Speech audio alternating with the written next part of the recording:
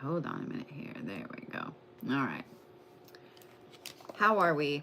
I know I was going to get on earlier and finish these, and then the universe, the world, y'all up there in the north, your drunken weather decided to show up on my lawn. So, you know, we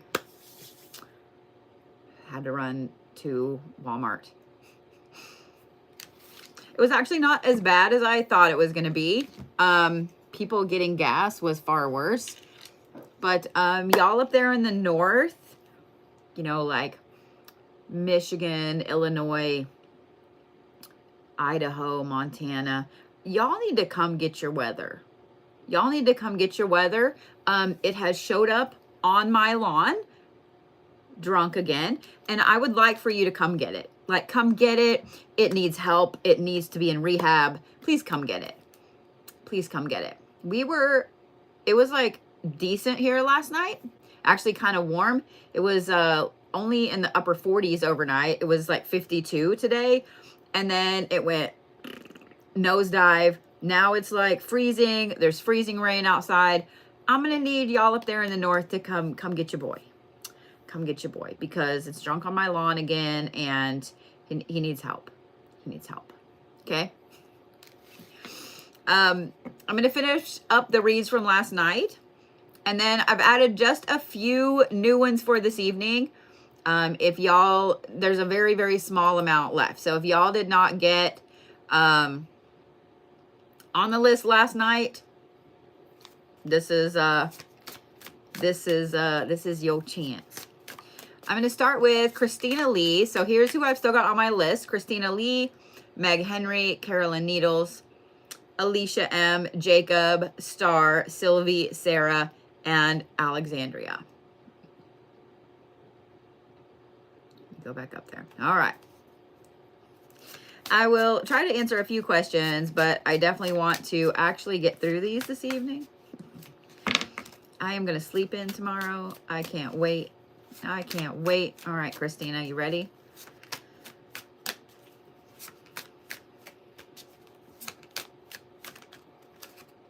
That was a lot.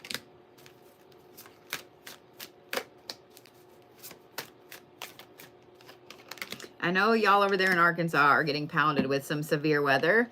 And I know that some of you guys up in the northwest, northeast, everywhere, y'all are having some crazy weather as well. So just be safe, okay?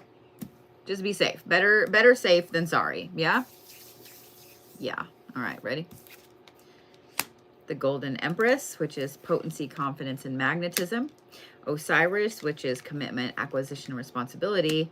And then Set, which is short-sightedness, ambition, and narcissism. Why you gotta give me hard ones right off the bat, Christina? I don't understand. What did I do to you? No, I'm just kidding. I'm just kidding. Let's talk about this Golden Empress first, okay? That is this one right here. Normally, this is one of the best cards in this deck, in my professional opinion. This is potency and confidence and magnetism. So in your case, the shadow work that has to be done in this, y'all had snow in Amarillo. I don't doubt it. I don't doubt it. It's here on my lawn now. So those of y'all up north, your drunk weather started in Amarillo and moved this way. I'm going to need y'all to come get it. All right, Christina. So the shadow work aspect that goes with this. When we have been beat down for so long, it becomes really hard to get our confidence back up. It becomes really hard to realize that everything that we've been manifesting,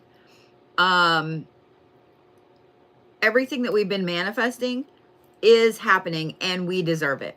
Because sometimes whenever we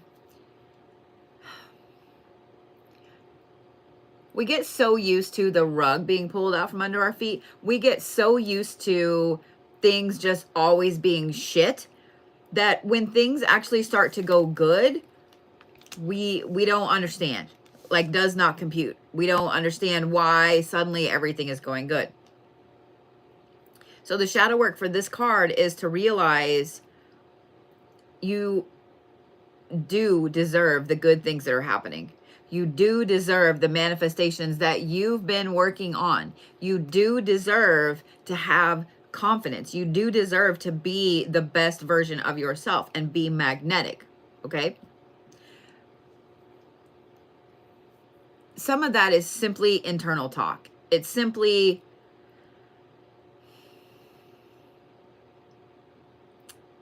having a self pep talk of, I went through a whole bunch of shit. I actually deserve this. I actually deserve the good. If it continues to be an issue of you, sometimes fake it till you make it is the best thing. If it continues to be an issue, I would recommend looking at the feelings behind why you don't feel good enough, why you don't feel like this manifestation is for you. Okay? The next one is Osiris. And this one, we're going to talk about acquisition. This is commitment, acquisition, and responsibility. Sometimes we get in a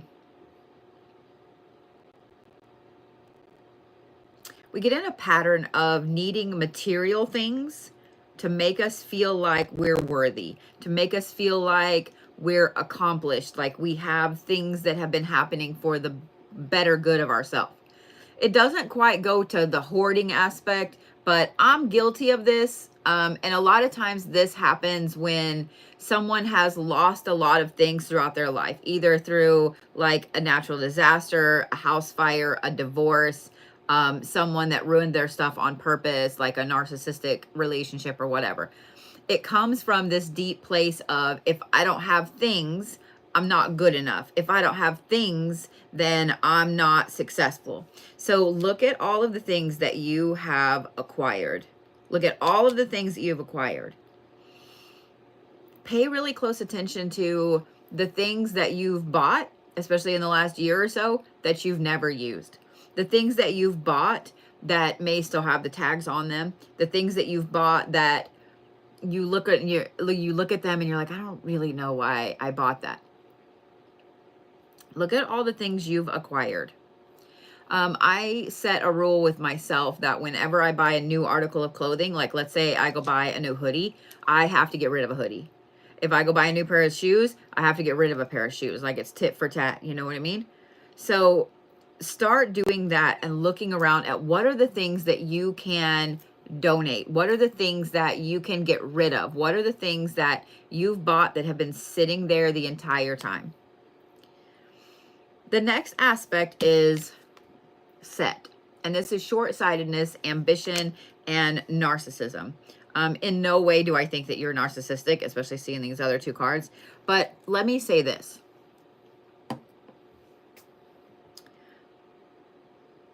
The shadow work aspect that goes with this particular card, according to these two over here, is a feeling of short-sightedness.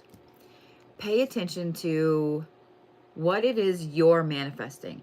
Okay, pay attention to what it is you're manifesting. Are you manifesting a massive life change, a shift? Are you manifesting something small, like just a promotion, or, you know, and this isn't a small thing, but it is at the same time, like maybe a better place to live? What is it that you are manifesting? Where are you being short-sighted in this manifestation? Where are you being short-sighted in your life, in your path? Where are you being short-sighted as far as your confidence goes, as far as your magnetism goes? Christina, seeing all of these cards, it tells me that you've had some people in your life that have severely taken advantage of you, and it has kind of beat you down a lot to the point that you feel like you have this internal dialogue with yourself where you're like, well, you know, yeah, I might feel pretty today, or yeah, I might feel powerful today, but I'm not good enough and I don't really deserve those things. you do deserve those things.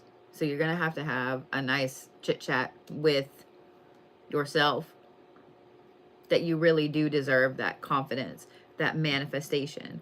You deserve all the good things.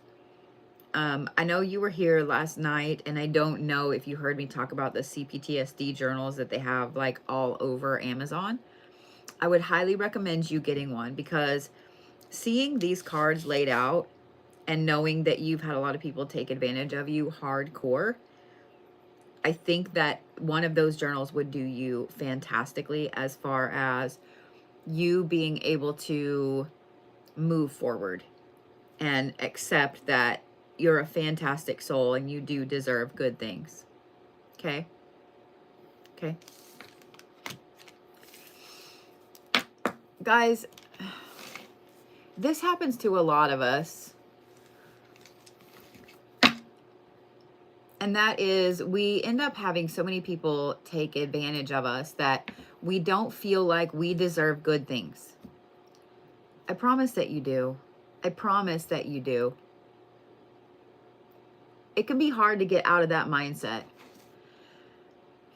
And if you are someone that has been in some narcissistic relationships, if you are someone that has been through some very traumatic events, I highly, highly recommend finding a licensed therapist, a counselor to speak to help you through that.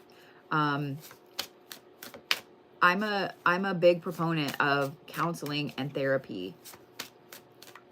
And I recommend finding somebody, because sometimes we have had so much trauma happen to us over and over and over and over that in our mind, we don't think it's trauma. In our mind, we think it's normal. A licensed therapist is going to be like, no, back up, pause. That's trauma. That's trauma. That's trauma. Okay? I just fed my stomach, so there's no reason why I should be growling. When I left a 15-year marriage, I knew that I was really, really fucked up because of a lot of things that had happened. And so even though I do this for a living, even though I had wonderful people in my life to help me out, I still put myself in therapy. I did online therapy because I was told for so long that I was crazy, that I needed to be locked up. I was told, that I didn't deserve help, that therapy was for quitters and all this shit. So none of that is true. I know that a lot of you guys have been told that as well, and that's why I felt like I needed to say it. None of that is true, okay? Therapy is something that can help you cope with the remnants of what happens after CPTSD. I highly, highly recommend finding a good therapist. I put myself in therapy for right at a year. And the first phone call I had with this wonderful lady was to go through some different things and background story and blah, blah, blah. The second one, she said, okay, so tell me about, this and this. She asked me some questions, and I just nonchalantly was like, oh, blah, blah, blah, blah, blah. She was like, whoa. She said, baby, back up. She was like, we need to start with that first sentence. She's like, that's a lot of trauma. That's a lot of trauma. And so we had to work through those things one by one by one by one. I still have times when I get really triggered from some stuff. I don't like when somebody raises their voice, when somebody yells. I also don't like loud noises. It causes an instant flight response in me. I also don't like being hit. Nobody likes being hit, but even poked or something like that. I don't like being scared or startled. That evokes an anger response in me, and usually the fists come out. So those are things that I have to still work on from the CPTSD constantly. But find yourself a good therapist. Find yourself a good counselor, someone that you can trust, someone that you can talk to. Okay? All right, Meg, you ready? I don't think that it's talked about enough. And especially in today's world, yeah. The Thinker, the Master of the Great Hunt, and Hades. Okay. So the Thinker is knowledge, introduction, introspection, and reinvention. So let's talk about this one first, the thinker. What this represents is being so far in your own head that you can't get out of it. So far in your own head that you can't see the forest for the planet. It's not that you can't see the forest for the trees. You can't see the forest for the planet because you are overthinking every single thing that there ever was, ever will be, etc. This is a lot of different things. Sometimes it's trauma. Sometimes it's having been around somebody that either had a really serious anger issue or having to walk on eggshells all the time. It also can be neurospicy brain activity that makes you overthink things all the time. People that have neurospicy brains, they don't learn emotions the same way that other people learn emotions, and they learn how to mask those emotions. They don't learn the emotion. So then they overthink every little thing that they ever did, said, thought, etc. And they start to stress about, well, you know, when I said good morning, did they take that as I meant that they should have a bad morning, or that they already did have a bad, like you overthink everything. Okay. So the shadow work aspect that goes with this overthinking everything is, here is the way I handle it, which may not be the right way. And then we'll talk about a better way to handle it. The way that I handle things, because I have that problem. The temporal lobe epilepsy that I have makes me super awkward sometimes. I am just fine talking to thousands of people on a live stream. One-on-one person, not so much. I'm really awkward. I never, like, I either look people in the eye way too much, or I don't want to look at you at all. Like, what is that over there? I'm going to look over there. I'm really awkward in person. Unless I'm on, I don't know how to explain that. But I overthink everything. I will catch myself sitting up at night overthinking a conversation I had 10 years ago. The way that I have to handle that, because then that piques my anxiety and it snowballs. I have this little thing that I do. This came from a counselor I had when I was like 16. I had very traumatic high school years. So I literally have a little thing I do. Like, I'll do this or I'll do that. And in my mind, when I do this, it's stop it. Because we're taught that if we just say stop it, that's one thing. But if I go, that gets my attention. Like, even just doing that just now, my brain was like, wake up, bitch. So by doing this and going stop it in my mind, it does make me look a little weird sometimes out in public, but you can sit and do this and nobody really thinks about it. But it's a physical break. It's a physical thing that happens. You hear the sound and it's something different. So you're like, oh shit. Okay, stop it. Another way that's probably better to handle it. That's how I have handled it since I was like 16 or 17. And it does work fantastic for me. I'm sure that it'll work for a lot of y'all as well. But another way to handle the overthinking is also to almost have like a safety word for yourself. Okay. And when you start overthinking, you have to start saying that safety word in your brain over and over and over until you stop with the overthinking. Because if you know when you're overthinking. You do. We all do. Those of us that overthink, we know when we're overthinking. So you need to have a way to stop the overthinking from happening. If those two ways don't work, I know that there are a ton of different theories, ideas, help, etc. if you just search it out. Does that make sense? Now let's talk about this one. This is the Master of the Great Hunt, and this is authority, natural balance, the hunt, etc.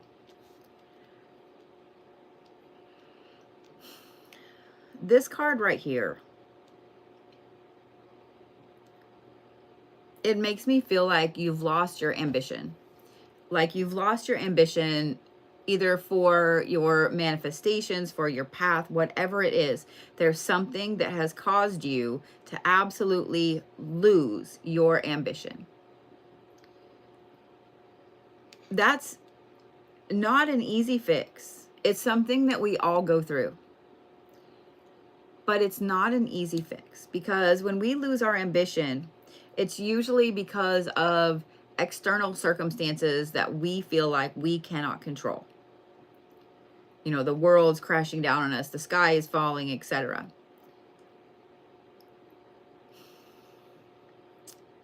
I'm going to advise you to do this.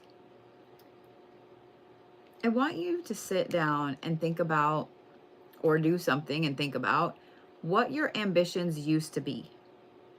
Where you wanted to go. Why you wanted to go there.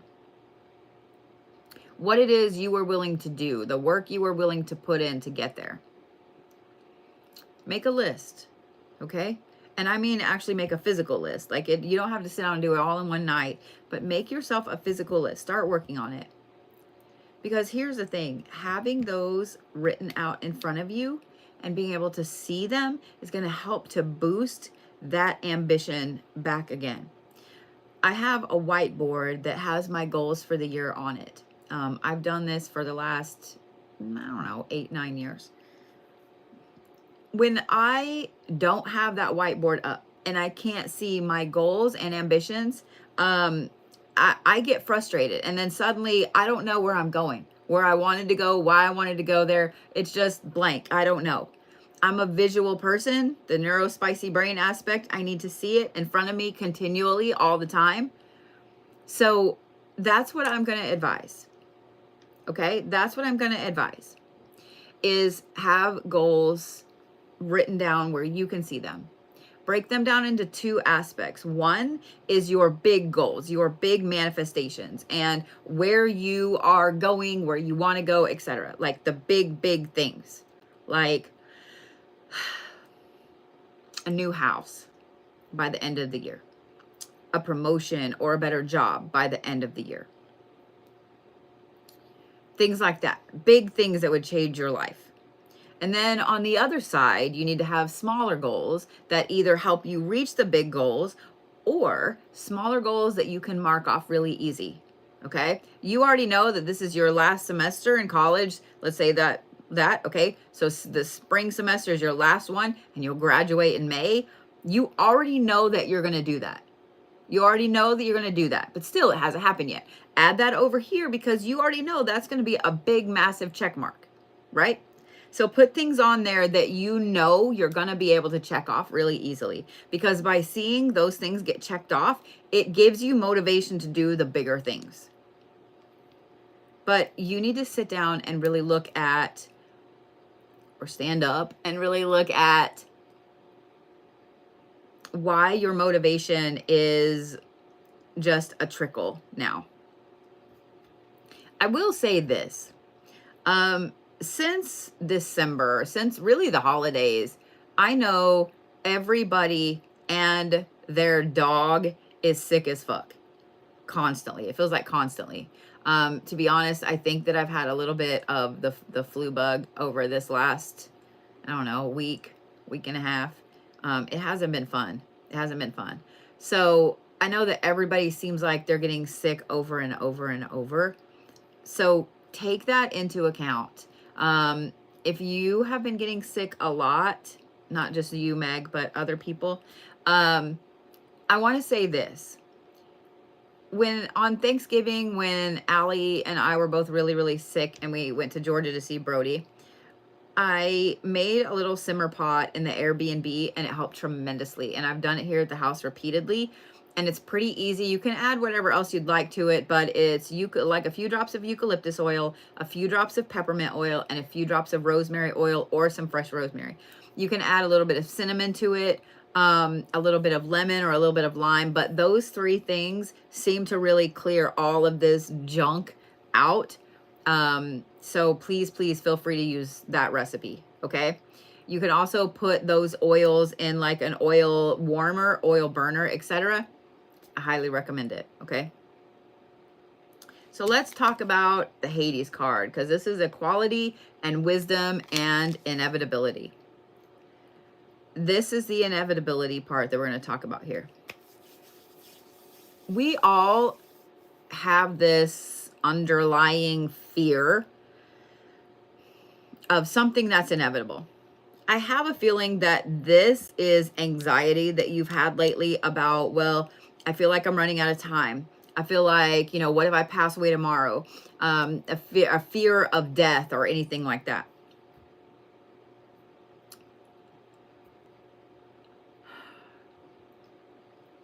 I'm just going to say this.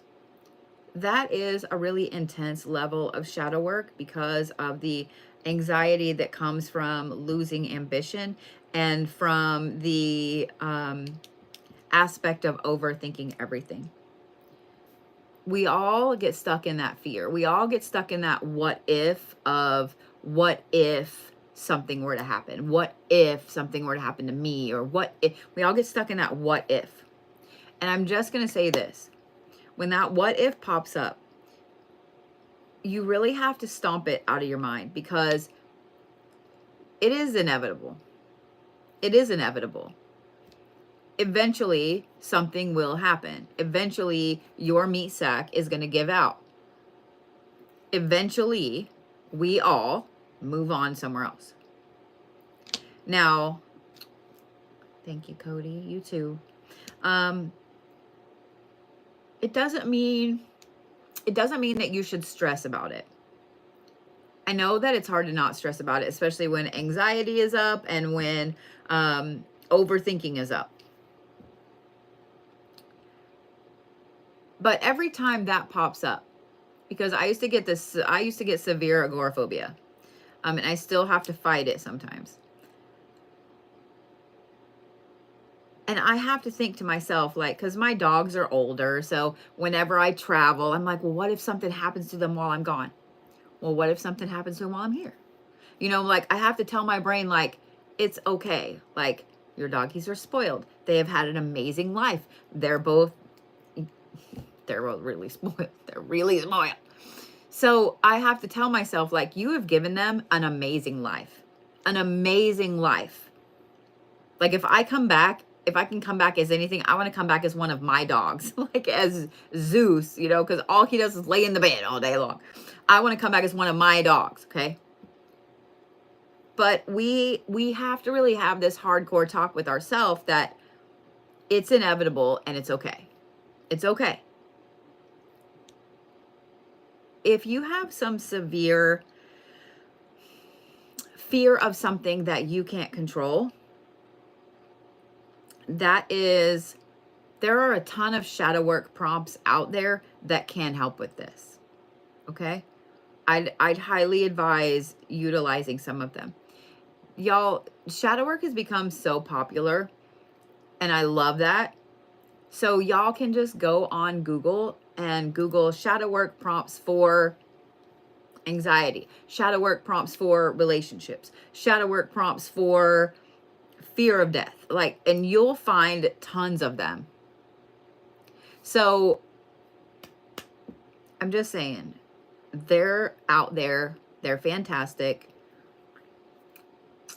There's my first yawn. That's what I would recommend, Meg. And I saw that you say that you've had a problem getting out of bed the last couple of days.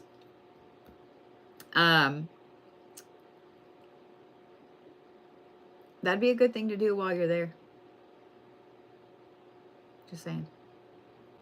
Just saying. Does that make sense, Meg?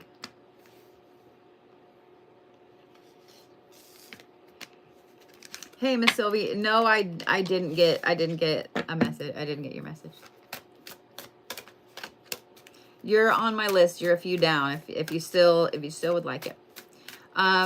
Miss Carolyn, you're next. So I have Carolyn, Alicia, Jacob, Starr, Sylvie, Sarah, and Alexandria left on my list. You are so welcome. You're so welcome.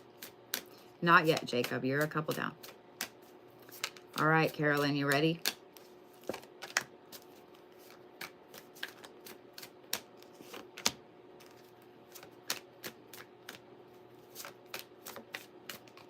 There we go.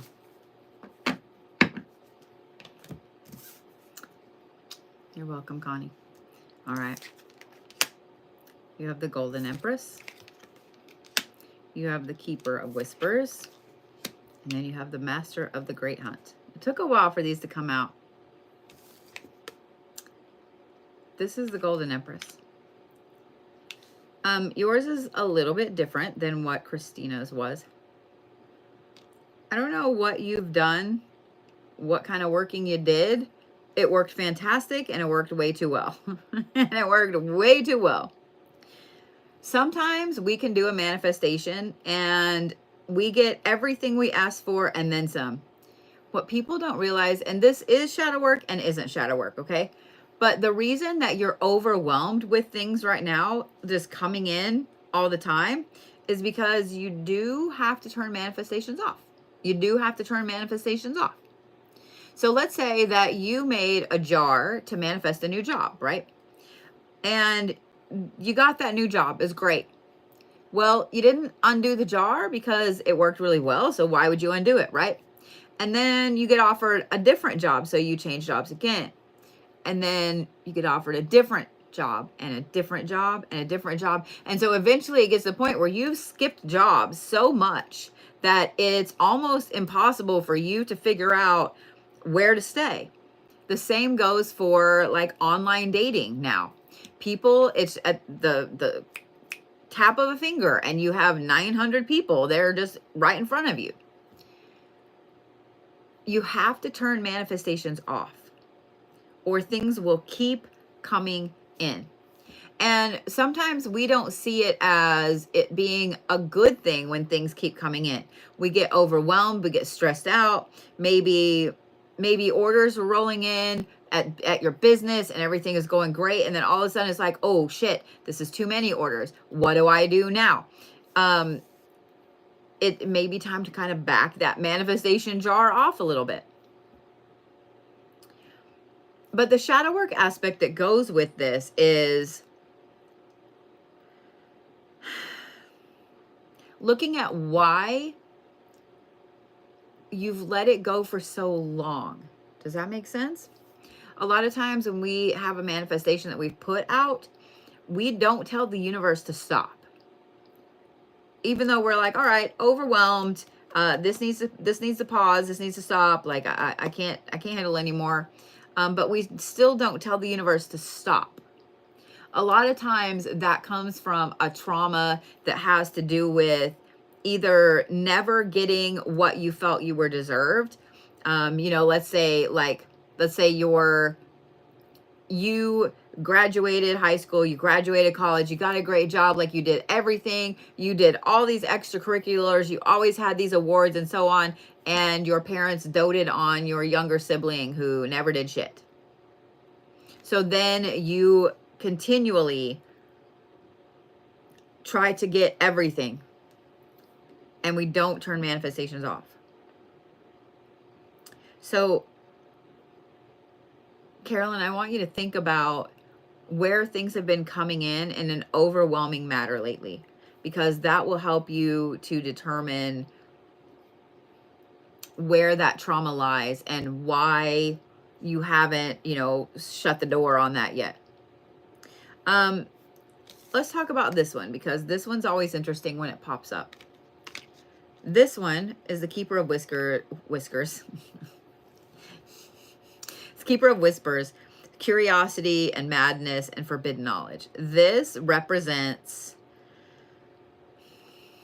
like an obsessive part of the brain.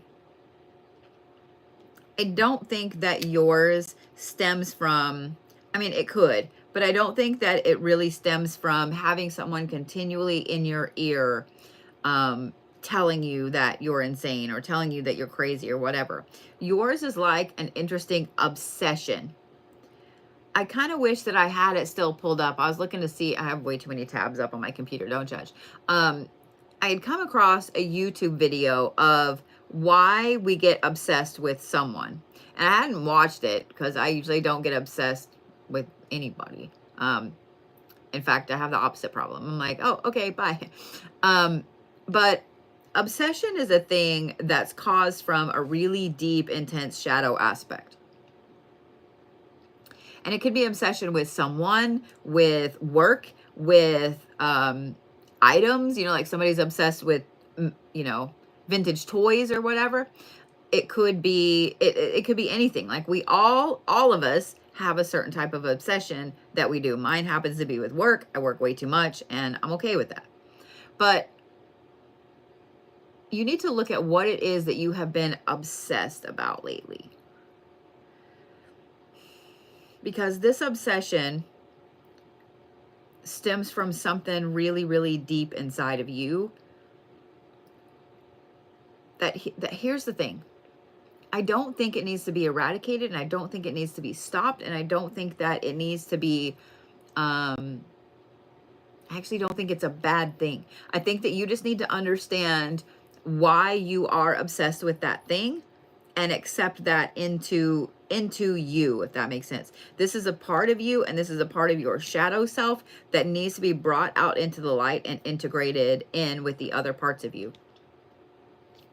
It took me a long time to realize that I was a workaholic. I always just thought that everybody was a workaholic. I grew up with a dad who was a workaholic, so that's how I learned. And I have way too many Capricorn placements. But I just thought that was everybody. That was everybody. But then as I got to be, you know, an adulty adult, and I saw like other people going on vacation and hanging out with their friends on the weekend, I was like, how the hell do you do that? Like, how do they do that? It's because they're not workaholics. It's because they know when to turn the work off. So I had to accept with myself, okay, you have workaholic tendencies, so you have to build your schedule around something and allow yourself to be the workaholic during a certain time and then turn it off. And that was really hard for me. It was really hard for me. So look at what it is that you've been obsessed with lately and look at the reasoning behind it, and then look at why and how you need to integrate it into yourself now. Hopefully that made sense. Hopefully that made sense. Now we're going to talk about this one. This is the Master of the Great Hunt. And this is authority, the hunt, and natural balance. You, my dear, are a fixer.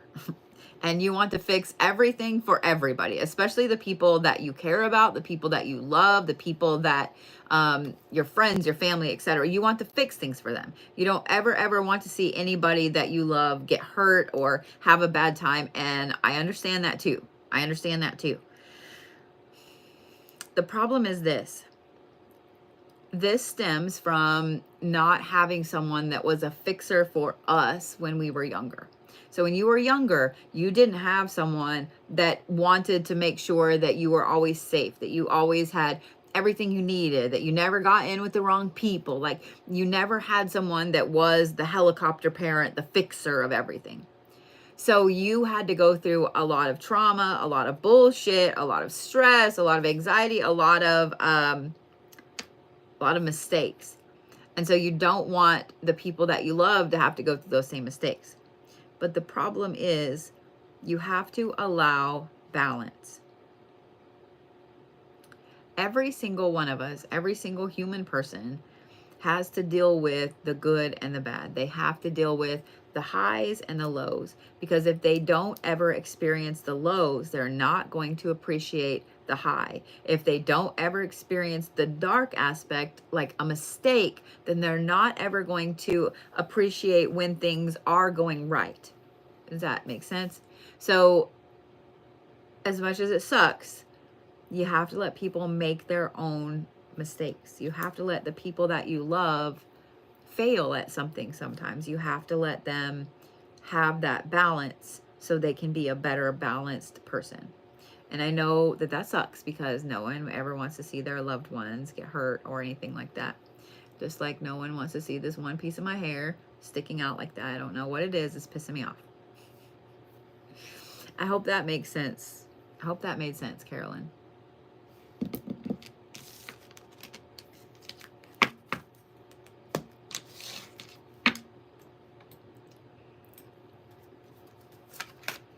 All right, Alicia. Alicia, I can't pronounce your last name, so I'm just going to say Alicia M. Just saying.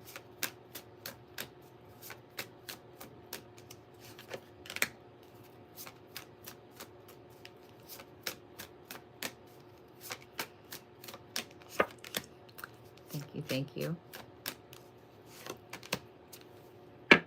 It was perfect. Good. I'm so glad. I'm so glad. All righty. Alicia, you have Osiris, which is commitment, acquisition, and responsibility. You have the Mother of Dawn, which is beauty, agency, and compassion. And then you have Anubis, which is preservation, neutrality, and obligation. And it's not lost on me that you pulled two very intense Egyptian deities. You have Osiris, you have the Mother of Dawn, and then you have Anubis. I mean, even the cards look very similar.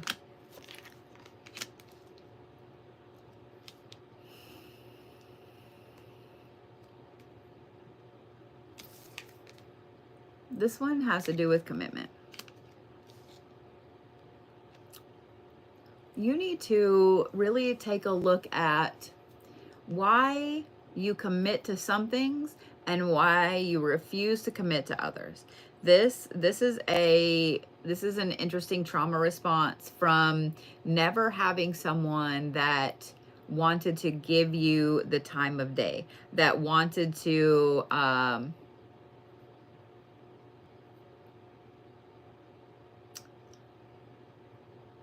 show you how to make the right commitments in life.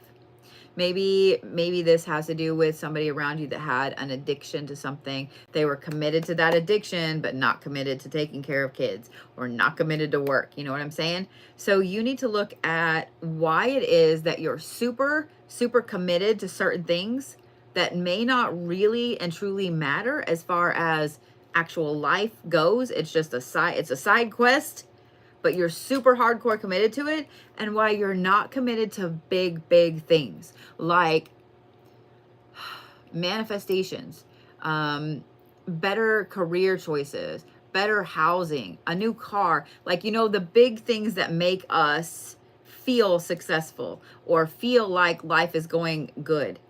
Look at why it seems like your commitments are out of whack instead of being balanced. I would really advise looking up some shadow work prompts for commitment specifically. I think you're going to find some very interesting answers with those about why your commitments don't balance out. Okay. So let's talk about the Mother of Dawn, which is beauty and agency and compassion.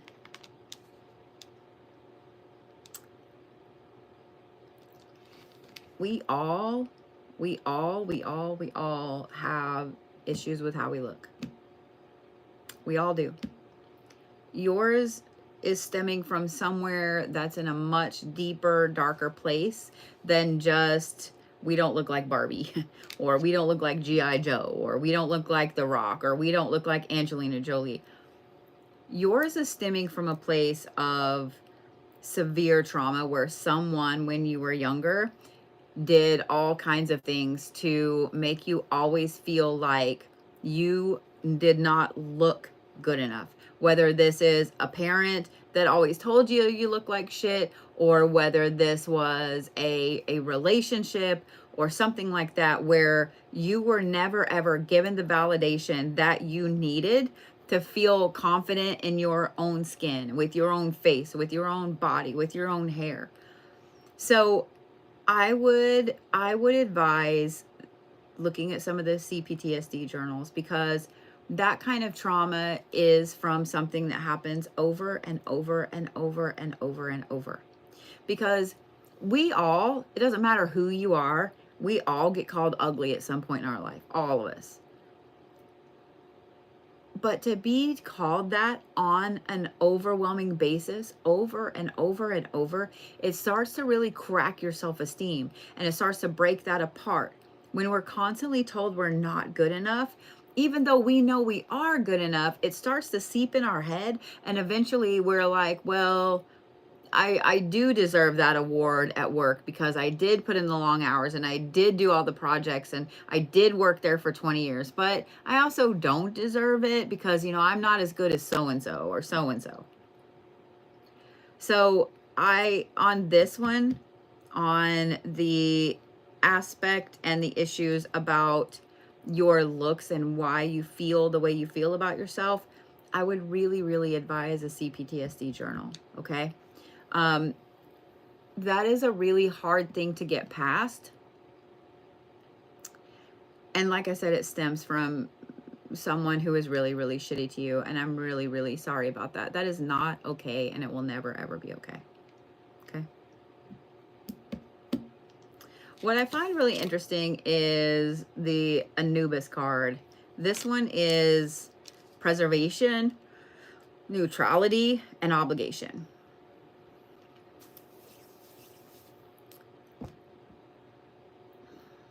This kind of goes hand in hand with the Osiris card, but it's slightly different. Whereas with the Osiris card, you take some commitments to an extreme and don't even look at other ones. With this one, with this Anubis card, you take on obligations in a way that it's almost a religious fervor with how you take these obligations and put them up on a pedestal. Be very careful with that. The obligations that someone lays upon you or that gets to you in a hardcore way are usually things that you're not obligated to do. You're not obligated to do. You also can say no. You also can say no. If someone's like, well, I'm gonna make you do this. You're not, though. No one can make you do anything, just like you cannot make anyone else do something. I want you to keep that in mind. You can't make someone do something, and they can't make you do something. Now, they can entice you with rewards or rules, but no one can make you do anything. You have to be the judge of what it is that you're doing and what you're not doing.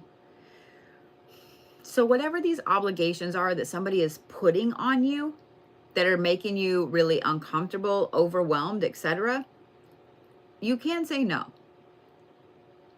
And if they have a problem with it, you can send them my way. I'm just saying, you can't say no. Okay? It's a lot of heavy things. That's a lot of heavy things, Alicia. Now it's Jacob's turn.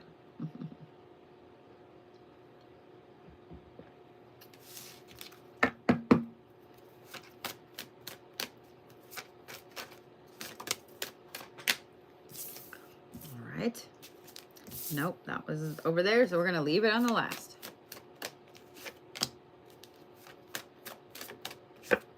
Yeah, I haven't had earrings on the last couple of nights, actually. It's been kind of weird. I'm also not really wearing any rings or anything this evening either. I'm not gonna lie though, that big ring that I have that I wear, it has a spacer on it. And my hands needed a break from my rings after white knuckling it on that, well, almost all the way home between the ice and the snow and the winds. My fingers needed a break. My fingers needed a break. Like it hurt. I have a little callus right there now, like it just from pinching it so much. So, all right, ready, Jacob? Thank you for the compliments about the hair. I appreciate it. You have the Prince, the Forgotten Adversary, which is sorrow, lost valor, and serendipity. You have King Arthur, which is championship, nobility, and self-realization. And then you have Abaddon. Okay, way to pull out some hard-hitting cards, which is pestilence, corruption, and malice. Okay. Challenge accepted, Jacob. So let's talk about this card. This is the Forgotten Adversary card. With this one, we're not going to talk about sorrow. We're not going to talk about the lost valor. We're actually going to talk about serendipity. A lot of times as we go through our life, it takes us a little bit to see why things have happened the way that they have happened. We look at things that come across our plate and we go, Well, that's weird. That's weird. And then after a little while, we start to see, holy shit, if that hadn't happened, then this wouldn't have happened. Or if that had happened, this wouldn't have happened. We start to see all the serendipity. But the thing is, oh, are you serious? There was a 100-car accident in Oregon after you left. Where? I'll pause for just a minute, Jacob. So before we got to Brody's house, we stayed at a hotel right outside of Portland, kind of right on the river. It was really, really gorgeous. And my kid and I were actually going to come down the coast and over across the desert. And for some reason, well, not for some reason, in Portland, oh my God, I hate to hear that. I hate to hear that. For some reason, my sugar randomly started crashing. And so I went to the office. This is some serendipitous shit here, okay? Everything happens for a reason. And I find it funny that we're talking about this after I was starting to talk about serendipity for Jacob. So I went up front because pretty much every hotel has a little snack thing where it's got candy and pop and shit like that. And so I got some M&Ms and a Reese's for Kay and some chips. Well, the lady that was up there, we started talking. She had the cutest little dog named Tuck, little black and white and gray little, I think she said he was like a Maltipoo. Cute as fuck. He was so cute. And so for some reason, I felt like I needed to just talk to her for a minute. So I started talking to her and we talked about all kinds of stuff. She was absolutely, I just loved the shit out of her. Could have talked to her all night. And I went to, kind of excuse myself. And I said, well, I gotta get to bed. Like we're, headed to, up to Fort Lewis, and then my kiddo and I are gonna have to drive home. And I said, and I know there's some weather moving in, so I think we're gonna go straight down the coast and then over the desert and miss it. And she said, ooh, you might think about that first. And I said, what do you mean? Because I hadn't been watching the news. I've been in the car 9-10 hours a day. And she said, well, they had a whole bunch of snow dumped on them, and I don't know if the roads are clear, so you might look at it. I was like, oh shit, damn, okay. So I started looking at it, and I saw that, yeah, they had a lot of snow. The roads were opened back up and so on. But my gut told me, absolutely not. Cut down, like go straight down through Oregon, cut across, don't be on the coast, cut across, go straight down. And I had this panic feeling to get out of Oregon. It was weird, but I just trusted my gut. We busted ass all the way down through Oregon and stayed in the northern part of Nevada. And when we got to the hotel and I was watching the weather. This was a day or two later. When we got to Moab, I was watching the news a little bit, and they were talking about how the area that we would have been driving through got several feet of snow the day we would have been driving through there. So trust your gut all the time. Trust your gut, because your gut's never going to steer you wrong. Your gut's never going to steer you wrong. Jacob, this is part of talking about serendipity. And I used to be that person that I really absolutely just wanted to punch someone in their whole face when they were like, well, everything happens for a reason. Bitch, shut up. Shut up. But let me say this. It does. It does. Everything happens for a reason. Everything has this interesting serendipitous purpose to it. We may not see it. We may not know what it is until decades later or next week. But every single thing that happens has a serendipitous purpose to it. Everything. Just because something didn't work out, just because something failed, just because something isn't going your way, doesn't mean that that's not for you. It doesn't mean that it is a failure. It doesn't mean that you're a failure for choosing that path. The reason this is coming up in shadow work is because you've been made to feel in your life like when something goes wrong, even if it doesn't have anything to do with you, it is your fault. You've had someone in your life that has made you feel like, oh, there was an accident 3 states away. It's your fault. Oh, it's raining outside. It's your fault. Oh, I lost my toothbrush because I left it at a hotel. It's your fault. You've had someone that has blamed all of these things on you for so long that whenever something does not go your way, you take it not just as a defeat or as, well, damn, okay, well, I'll try again later, whatever. You take it personally. You take it as, well, let's say, okay, here's a good example. Let's say you want to enroll in a certain class, and any college usually works like this. When enrollment opens, seniors go first, then juniors, then sophomores, then freshmen. So as a freshman, you may really, really, really, really want this class, but it's filled up because all the seniors got in it. It's filled up. So instead of just being like, well, shit, I'll try again next semester. I'll put myself on the waiting list or whatever. You get so upset about it that you take it personally, even though there was only 20 seats in that class. It was going to fill up like this. It always fills up. You take it personally. Serendipity isn't personal, and it is at the same time. Maybe you weren't meant to take that class this semester because you're meant to take it when you're a senior, like pretty much everybody else does. You're meant to take it when you're a senior so you can be in front of the right professor, the right TA, the other seniors, etc., to put you in front of where you need to be. Do you see what I'm saying? Don't take serendipity personally. I know that's easier said than done. But I would look at working through some of the aspects of everything being your fault. Of, you said it was your parents that continually said everything was your fault.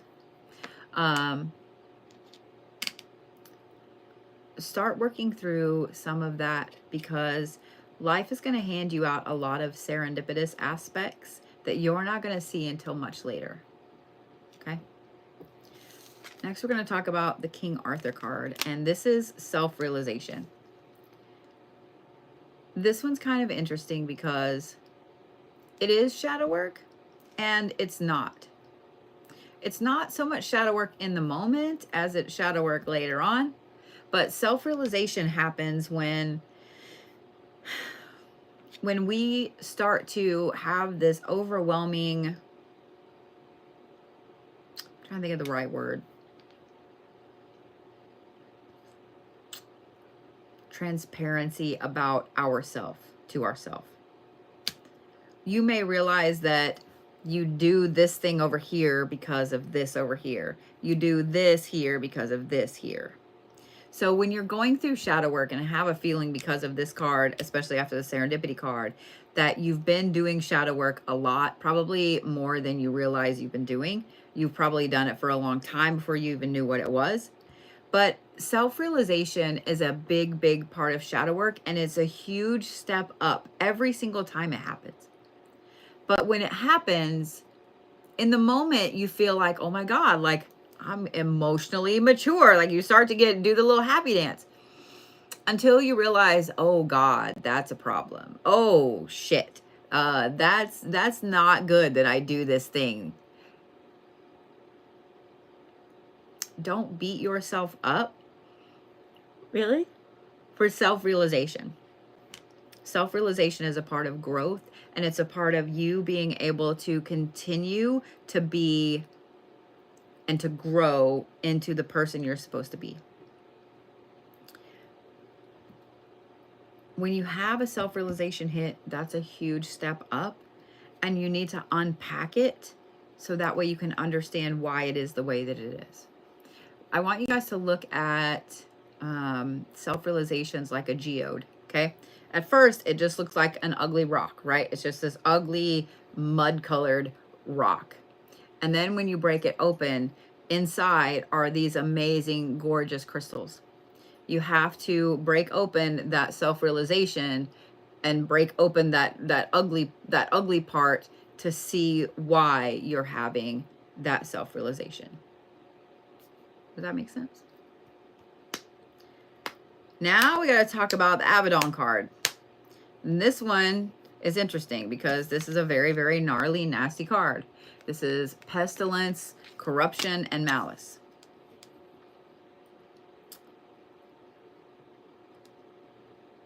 This card right here tells me that you beat yourself up and self-sabotage a lot.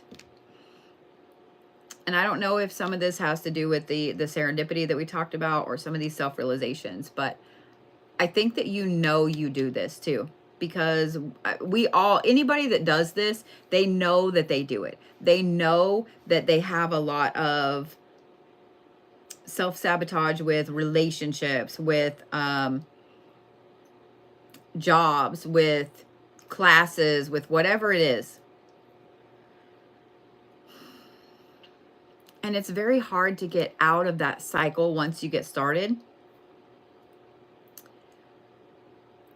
I don't think that the cycle has started again for you right now yet in this moment, but I think that you kind of feel it coming.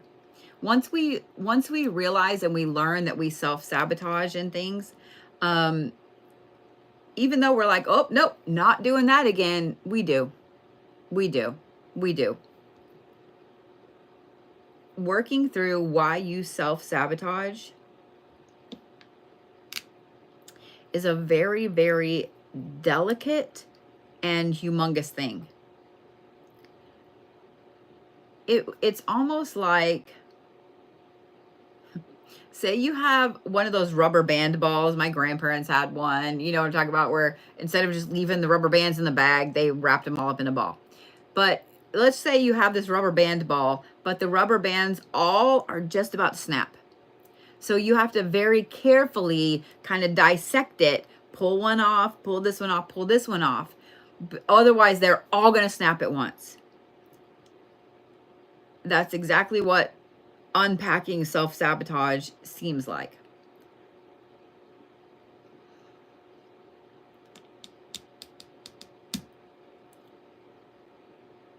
To be honest, I would recommend talking to somebody. The things that you know you self-sabotage about, I would recommend talking to somebody. Because there's a lot of different techniques and things that can be done to help this stop. But it's beyond like a quick fix thing. It's beyond, oh, it's simple, do this. Like I said, it's literally like trying to dissect a rubber band ball that's just about to pop. I would recommend talking to somebody about it and learning some coping mechanisms, because self-sabotage is something that's kind of always going to be there. It's always going to be a tendency. It's always going to be a easy out. Let me say that.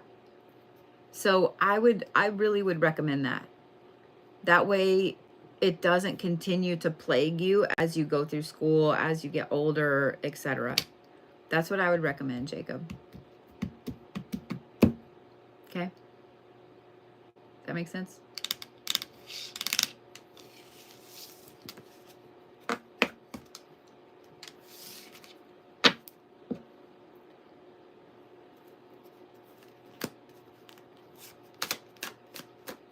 That means Starr is next. I have Starr, Sylvie, Sarah, and Alexandria to finish from last night, and then I will start on my list for tonight. There's only a few spots on the list for tonight, just so you guys know. Let me see here. Good job. That's nice. I like that you're not working. Go. Okay. Oh, never mind. The list for tonight is sold out. List for tonight is sold out. Thanatos, completion, support, and expediency. Char on the Ferryman, which is necessity, focus, and transition. And then the Queen of Shadows, which is wrath, instability, and suspicion. By the way, I have your on the road read, and I have been trying to upload it. I have tried 3 times. I have tried 3 times now. So I'm going to try again tomorrow. I don't know what the hell, but apparently you didn't need to hear what I had to say just yet, or what Kirsten had to say just yet. So I haven't forgotten. I've been trying to upload it. It's been interesting. So, all right. So let's talk about this one right here, which is completion and support and expediency. It's okay to let things be over. It's okay to let things be over.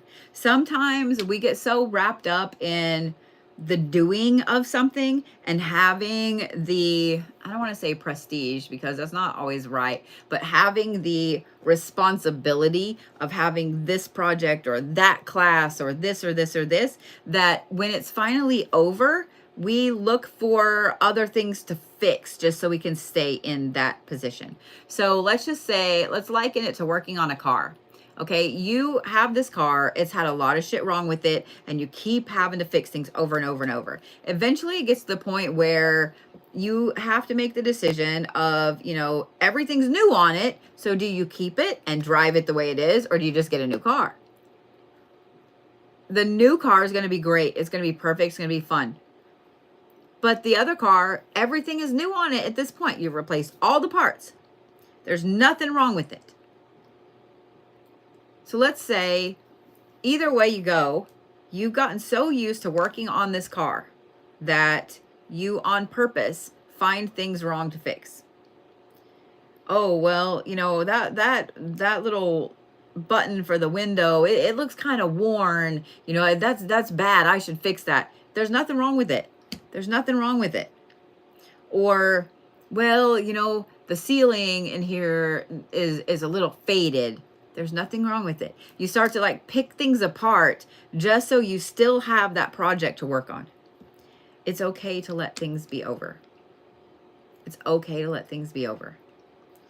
A lot of times we do this in relationships because we're so comfortable in that relationship that we don't want it to be over. Even though we know damn well that we don't want to be in that relationship anymore, but we don't want to let it go. Because if we let it go, then that means we're single and we have to start over. It means we have to admit that we had a failed relationship. Even though maybe the two of you ended as friends, best friends, you just know that you aren't in love with each other and you have to move on. It is okay to let things be complete. Let them be done and move on. Sometimes that's a very hard thing, a hard realization to come to. Let's talk about this one. This is Char on the Ferryman. This is necessity and focus and transition. This one's an interesting card because we're going to talk a little bit about all three of those things. And some of this has to do with the completion aspect over here. When there's a part of us, a part of our life, something that we've been a part of for a long time that is now complete. It's done. The door is closed, or we need to close the door. It brings up this fear of change. I don't think that yours is a full-blown fear, but it is a fear. Well, it is a fear. You're excited for change. You're excited to move forward. You're excited for something to be better. But at the same time, you have a big fear of change. But at the same time, I think that it stresses you out to the point that you hold yourself back from completing things.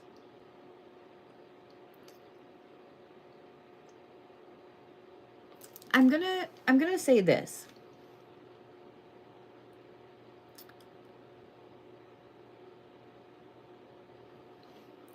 Being afraid of change is like being afraid of breathing. Every single breath you take is a change. Now, when you think about that for a minute, every single breath you take is a complete change. It is a change of the old CO2 that's in your lungs leaving and new oxygen being brought in.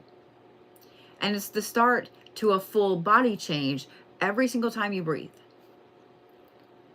Because when you breathe in, you take that oxygen in, Your heart pumps blood throughout your body to carry that new oxygen to all those cells.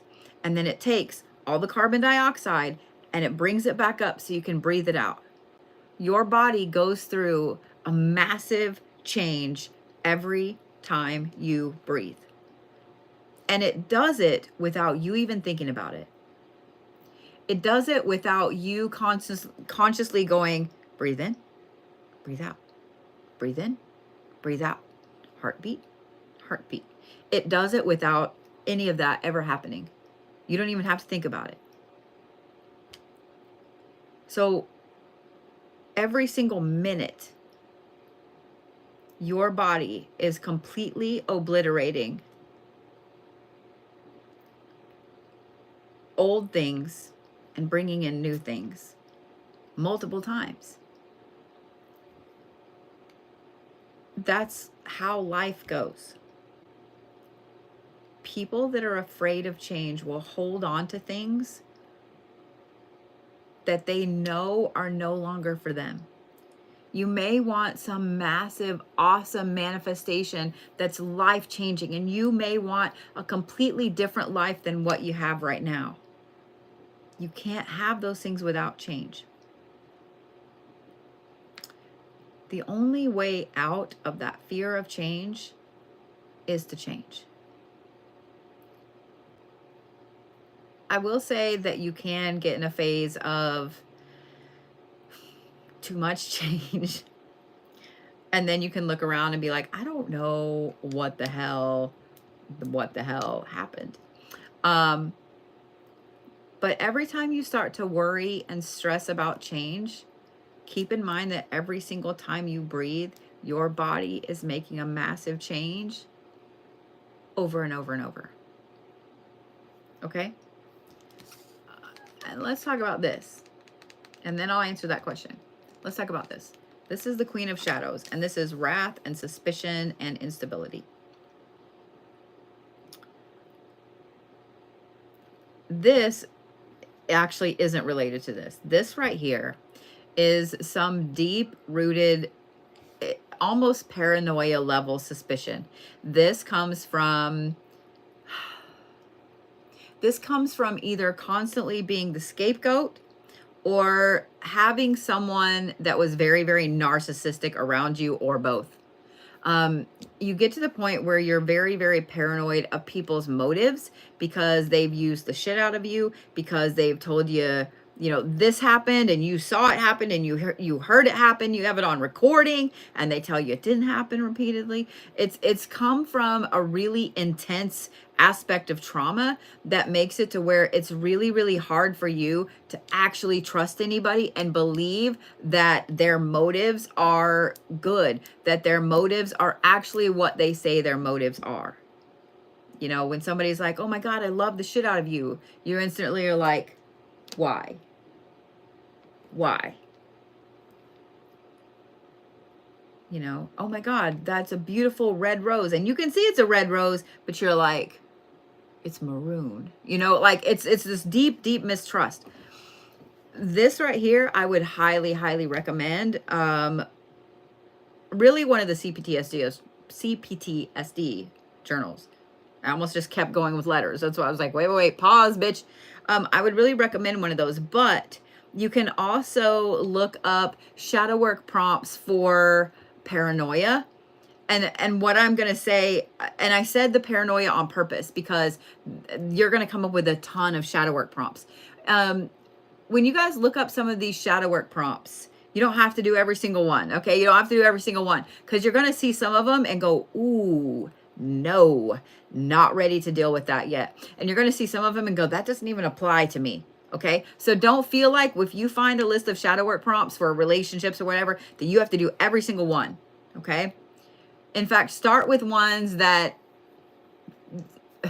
the ones that we think are going to be really easy end up being really, really tough. Okay, so just saying. But Starr, I would start there with some of those shadow work prompts because that is something that's from a place of a very, very deep-seated, deep-rooted trauma, and it's going to take you a while to start unpacking those things. Okay? You can do it. I have faith in you, I promise. But start unpacking them. Okay? Okay? So someone asked just now, next is Miss Sylvie. Someone asked just now if someone can block you from astral traveling. Yeah. Yeah, they can. But here's the thing. To do this effectively, they have to have something of yours that is a tag lock. They have to have a piece of hair, a piece of a fingernail. They have to have something physically of yours to be able to do that.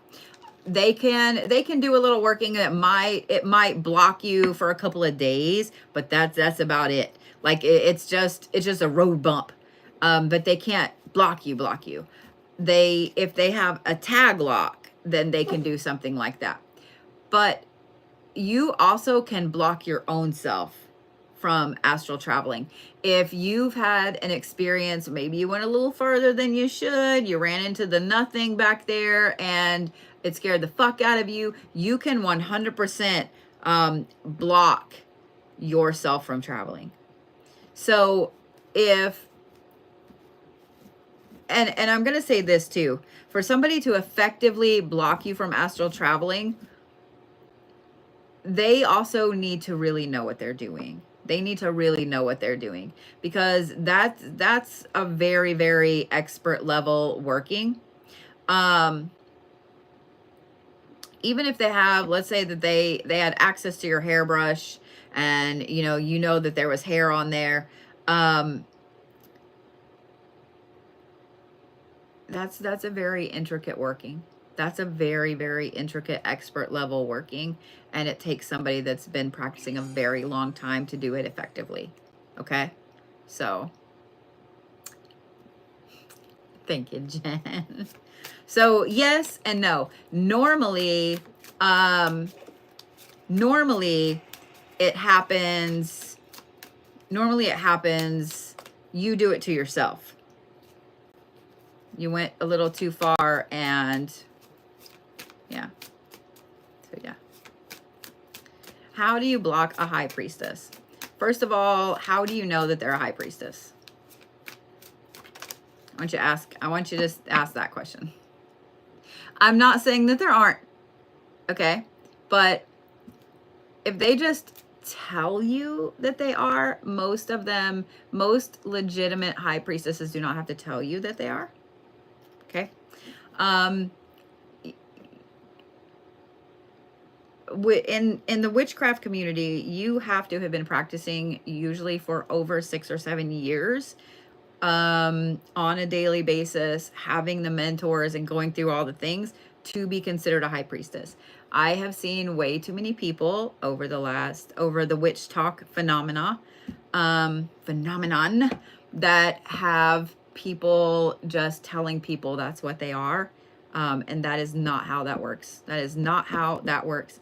That's like saying, I'm a doctor, but I've never, ever gotten a doctorate in my life. I've never even got a master's degree, but I'm a doctor. You must call me doctor. No. It's not how that works. And it doesn't matter who you are or how long you've been practicing. There is always going to be someone that knows more than you. There is always going to be weaknesses and strengths. There's always going to be somebody that knows more than you or knows more than that person. So if you have somebody that legitimately is a high priestess, that legitimately has been practicing, has the mentors, has done all the things, has a very long background, and knows the stuff, there will always be somebody that knows more than that person, I promise. And blocking someone is actually way easier than people make it out to be. All right, Miss Sylvie, you ready?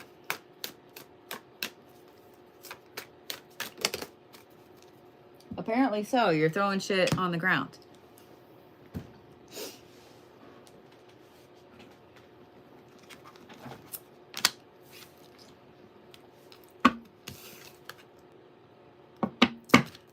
The Abaddon card. Pestilence, corruption, and malice. And then Hades. Equality, wisdom, and inevitability.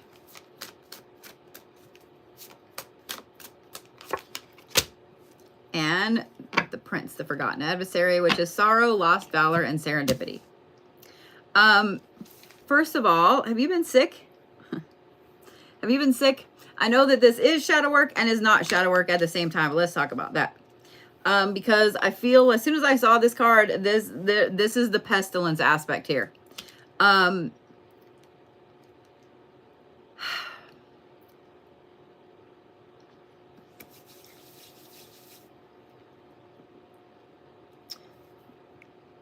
For you, you're a lot like someone else I know in that you work yourself stupid for a week or two at a time and then hit the wall. You will work yourself until you can't see straight, until your body says, bitch, take a break. Time to sit down. And this doesn't mean just at work. You can work yourself stupid for 3 or 4 days at work, come home, work yourself stupid at home, go back to work yourself stupid at work, literally until your body gives out. This is a very, very intense cycle that people get in, especially those that have a neurospicy brain. A lot of times this is the hallmark of someone that has like severe ADHD. Hello. Because you have a problem letting your guard down. You have a problem relaxing. You have a problem just sitting and being still. But the problem is we get in a cycle with it too much to where when our body finally is like, all right, bitch, sit the fuck down. It's not just a, okay, well, I'm just going to sleep for 10 hours. This is a, I'm sick for several days in a row. So my advice on this is going to be, I literally would advise to start taking some yoga classes. And I mean, you can do this literally online, but start taking some yoga classes. And here's the thing that I've learned. Don't just do free videos. Because when you just do free videos, there's nothing that you're technically gonna lose from not doing the thing. The reason that I say yoga is because yoga requires a lot of focus. It requires you to be in the moment and think, even the beginner yoga. And even though once you get into the positions, your mind can drift a little bit, you have to really pay attention and think so you can get into the positions. But by signing up for classes and actually doing them, even if they're online classes or whatever, this will force you to have a time when you're doing something just for you, just for your meat sack, making your meat sack feel stronger. Yoga is also very, very relaxing. Now let me say this. I don't know how some of y'all do hot yoga. I would die. I don't know. But I know that is very relaxing for some people as well. I literally would advise taking some yoga classes because it's going to be a time of relaxation. It's going to be a time of, stretching out the meat sack and making it feel better, and not going so hard that your body is like, okay, bitch, time to sit down for several days. If you have been sick lately, and sometimes, well, not sometimes, a lot of times this, bitch, take a break, meat sack, stop now. It appears in a form of fatigue. It appears in a form of like you just can't get out of bed one morning. It appears in the form of like little bitty things that don't make you think that you're sick, but they make you think that, you know, okay, well, maybe I'm kind of getting sick, until you push through it, and 3 or 4 weeks later, then you are sick really bad for a week or two. So I literally would advise taking some yoga classes. I would advise taking some yoga classes.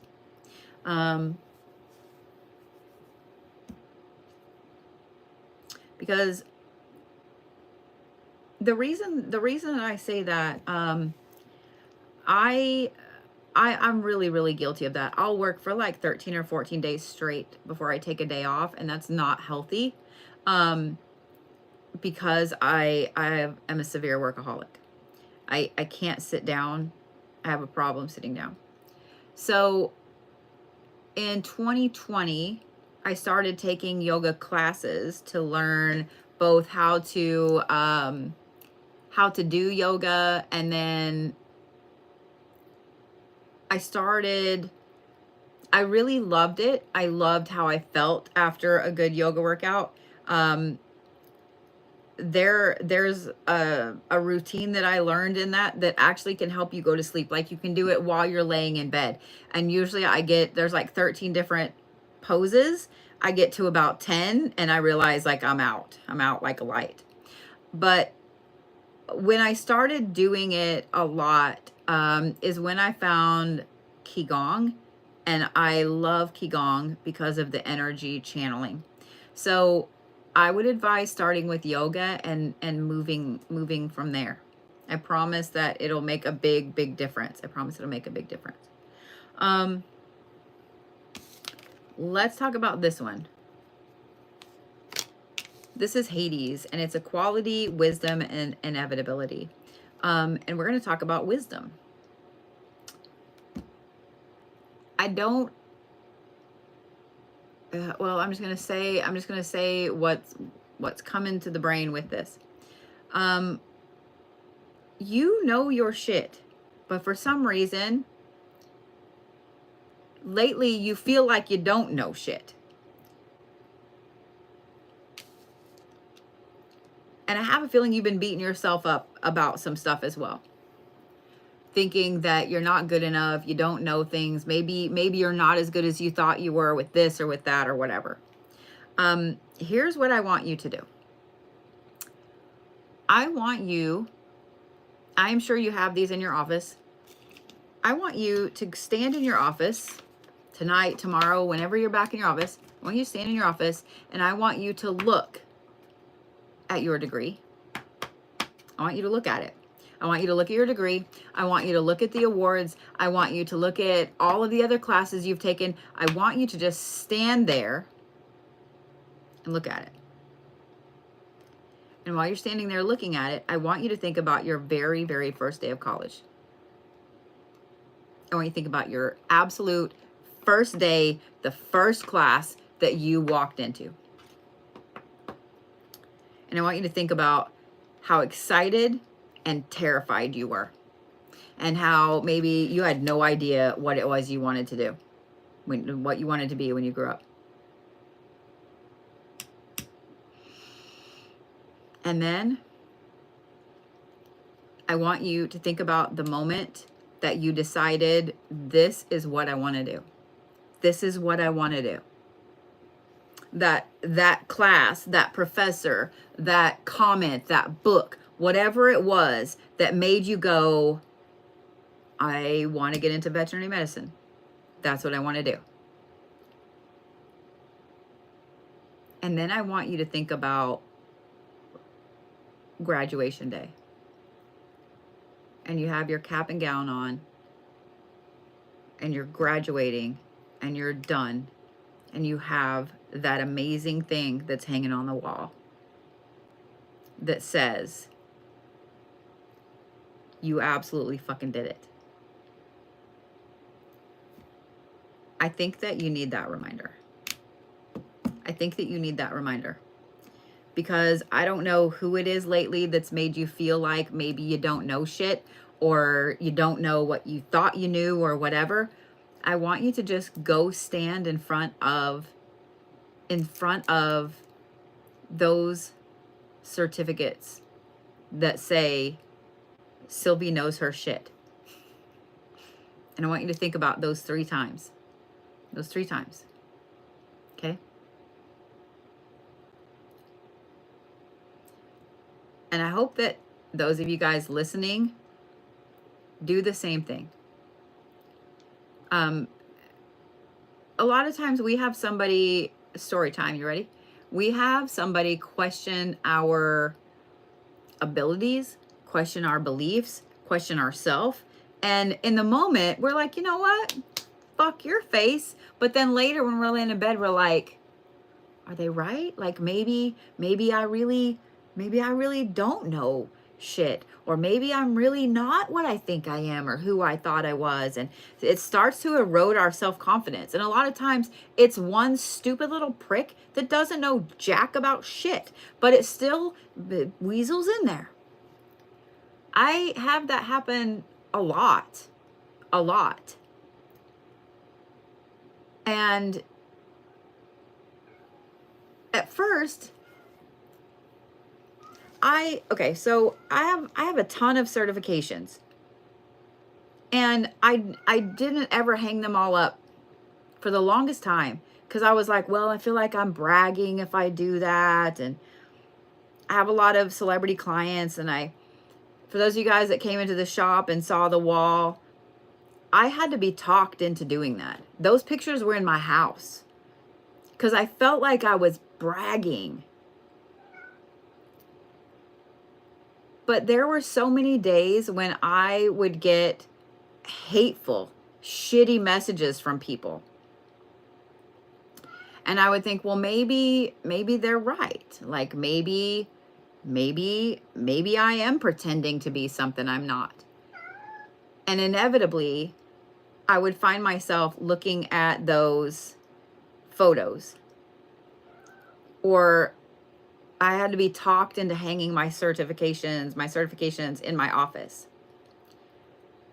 I would find myself standing there looking at those, and I would look at the dates on them and I'd be like, damn, like I earned 8 certifications that year, or damn, I did a 1,400-hour class. Like, damn, you guys never ever know how much you've accomplished until you take the time to remember it, until you take the time to look at your high school diploma, look at your college diploma, look at certifications you've earned, look at all of the things you've accomplished. And don't ever let somebody tell you that you don't know how to do something. Even those of you guys that are stay-at-home parents, look at how cool your kids are.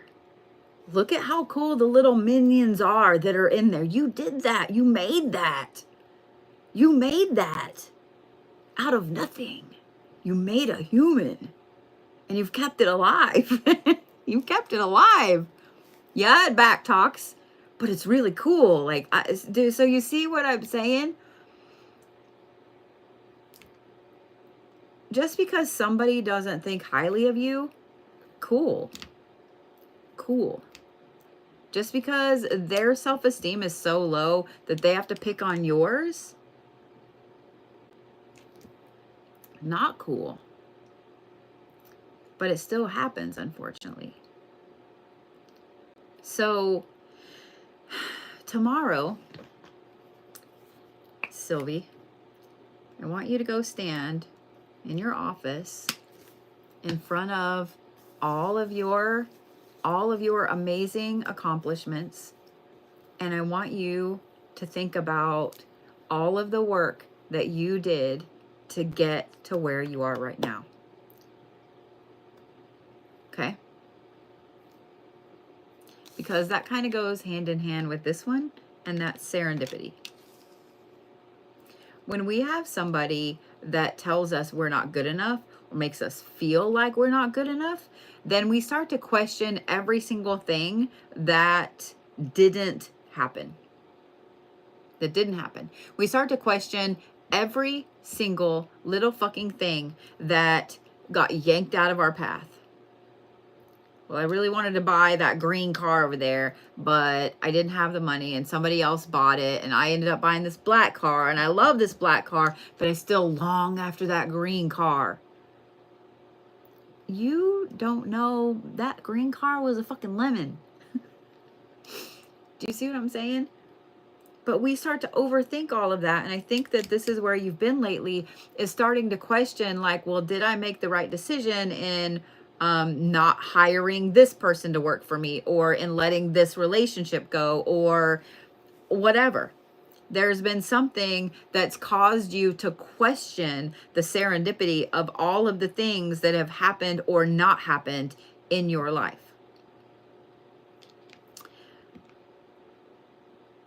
A lot of that is going to be fixed by you just appreciating all of those gorgeous diplomas and certificates and stuff on your wall.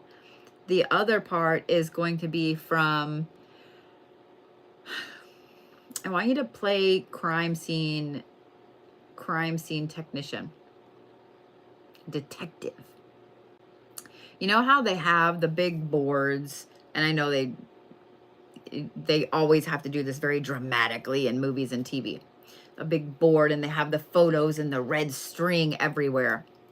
I want you to start creating your own board like this and be a detective of why things are the way they are right now. And if you have a wall that you can actually use, this is easier, but if not, you can use a piece of paper. On one side, you need to put all of the things that didn't happen, all of the things that you feel like you lost. And on the other side are all the things that you currently have. So let's say on one side over here is your high school sweetheart. Okay. Y'all dated your entire high school and you thought you'd be together forever. And then y'all went to different colleges, and then that was it. But over here on this side, you have the person that you're married to now. You have a great marriage. Well, the string goes from there to there. Okay?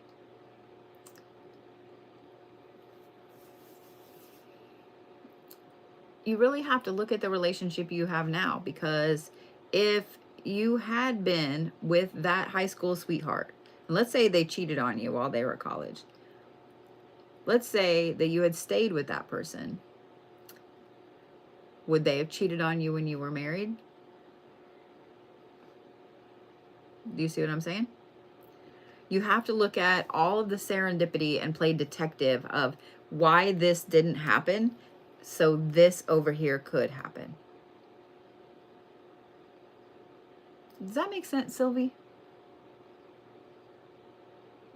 Does that make sense?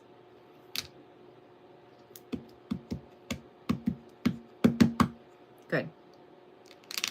I'm glad. I'm glad. I'm glad.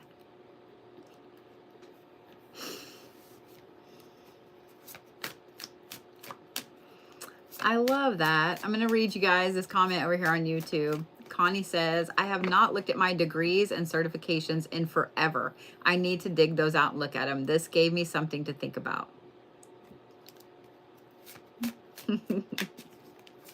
Good. I'm glad that it helped, Connie. I'm glad that it helped. Okay. Sarah, got to draw all 3 cards at once. So I have Sarah and Alexandria, and then we'll move on to my list for this evening. And that would be, I can tell you exactly who all is on that list. Eunice, then Suzanne, then Sarah K, then Tracy, then Tamra, then Kat. Ready? All right, Sarah, let me get my thing back on my thing so I know where I'm at. Okay, Sarah. You have Morgan Le Fay, which is growth, atonement, and deceit. You have the Maestro, which is understanding, community, and ingenuity. And then you have Osiris, which is commitment, acquisition, and responsibility. Ready?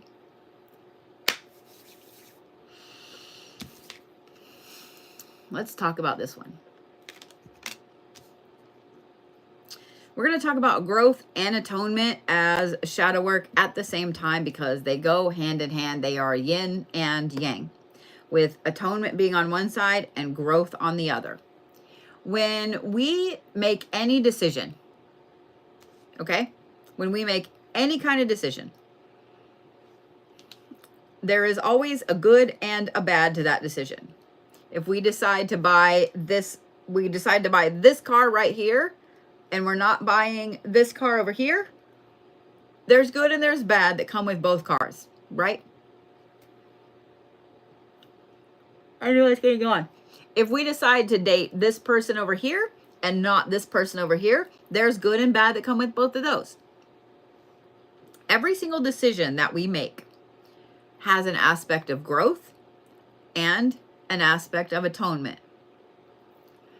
We can make a decision, and in the moment, it seemed like the better decision to make. In the long run, however, it was the wrong decision. So you have to atone for that decision. Sometimes atonement is simply admitting, like, I 100% was wrong. No.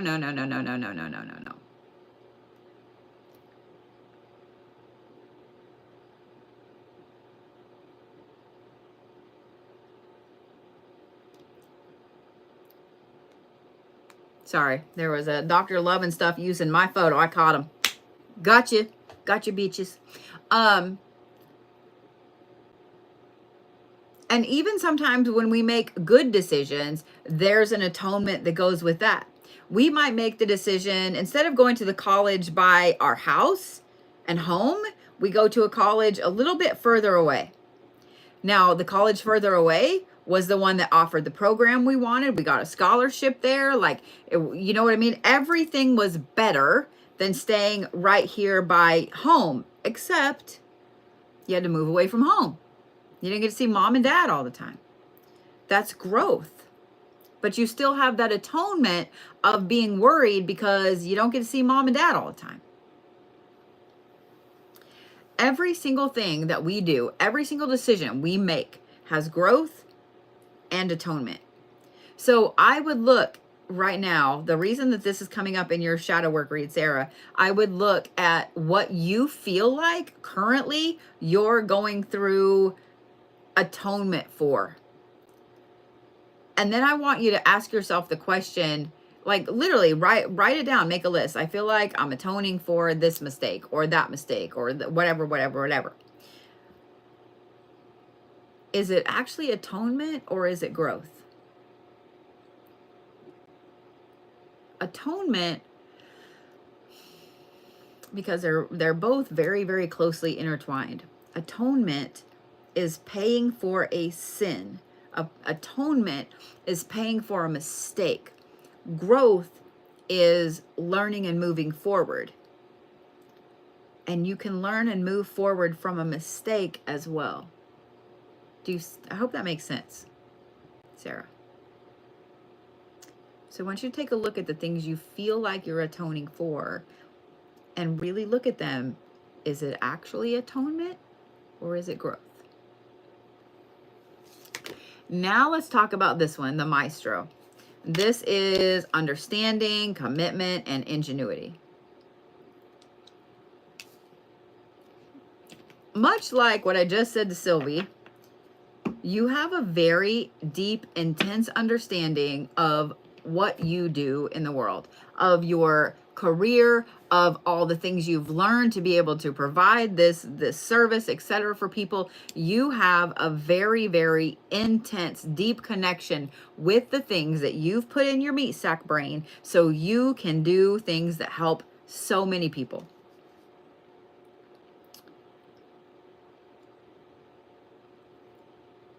I don't think that it's so much that someone has told you that you don't know what you're doing. Anyways, going on. And that for some reason, you have this self-doubt about, are you on the right path? Are you doing what you're supposed to do? Should you really have gotten this degree to be in this career, to do this, to do this, to do this? Girl, I just want to shake you. I just want to shake you. But you're in California and I am not. So let's just say, I want you to sit down in the great little lotus yoga pose, whatever you want to, whatever way you want to sit. But I want you to sit on the floor. I don't want you to sit in some comfy chair. I want you to sit on the floor. And I want you to hold your back up straight. And I want you to kind of mentally go through all of the things that you do in a day for work. All the things you do in a day. All the people that you help in a day. Even if it is just smiling at someone at the gas station.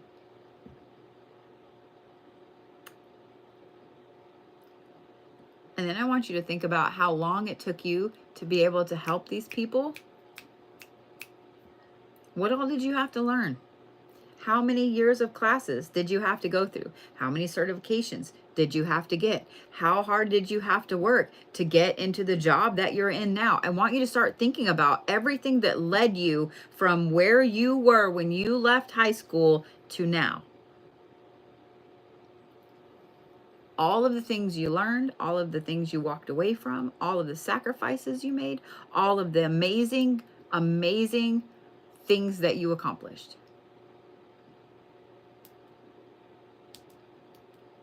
Does that make sense, Miss Sarah? And then we're going to talk about this one. This is Osiris and its commitment, acquisition, and responsibility.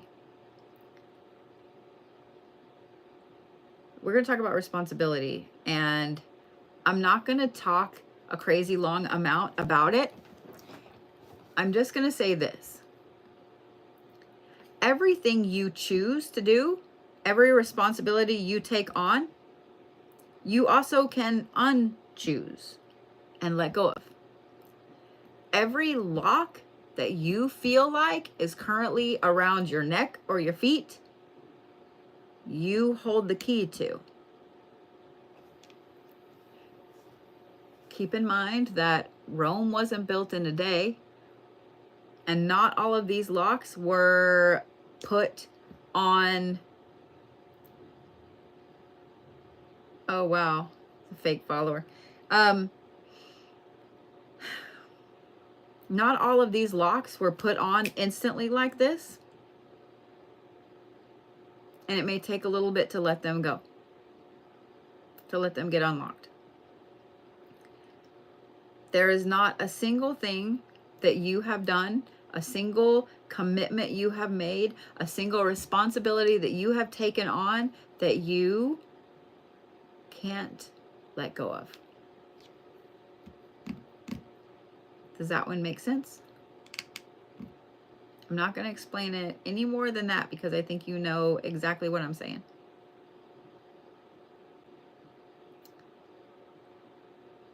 I'm glad it made sense. I'm glad it made sense. You hold the key to every single lock that you feel like is holding you back. And I have faith in you, and I know you can do it. There's Miss Alexandria. Yay, because you're next, girl. I think I just heard thunder outside. That was weird. The line between the thunderstorms and the snow is like right over where I am. So I'm not going to be surprised if it sleets and we have just nasty ice. It'll be great. All right, Miss Alexandria.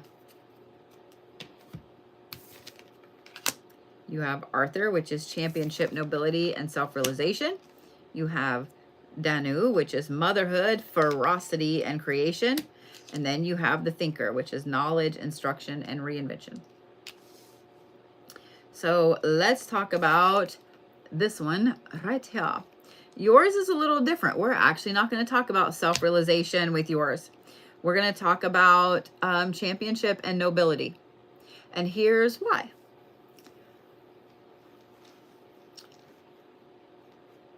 Get all settled in here.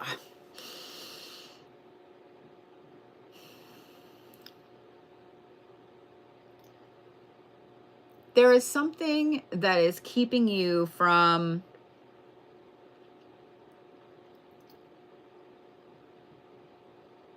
I don't want to say accepting, but accepting, realizing that you're a good person.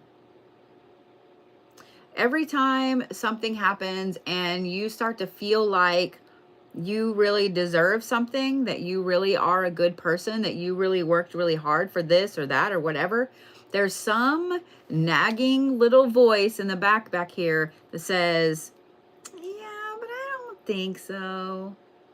I don't think so. What about this one time, you know, when somebody gave you back a penny more in change than they should have and you didn't say anything? What about this one time? You just have this little thing back here. You strive so hard to be a good person, and you strive so hard to do the right thing all the time. You strive so hard to follow the rules and to just be a good person. And so every time the universe rewards you or tries to reward you for that, you kind of fight with the universe. And it's not quite a martyr complex. It's just this feeling of not being good enough, this feeling of never being good enough.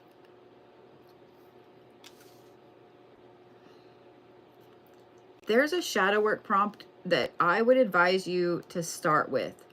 And it sounds really easy, but it's really hard when you start doing it, okay? And it's a two-prong question.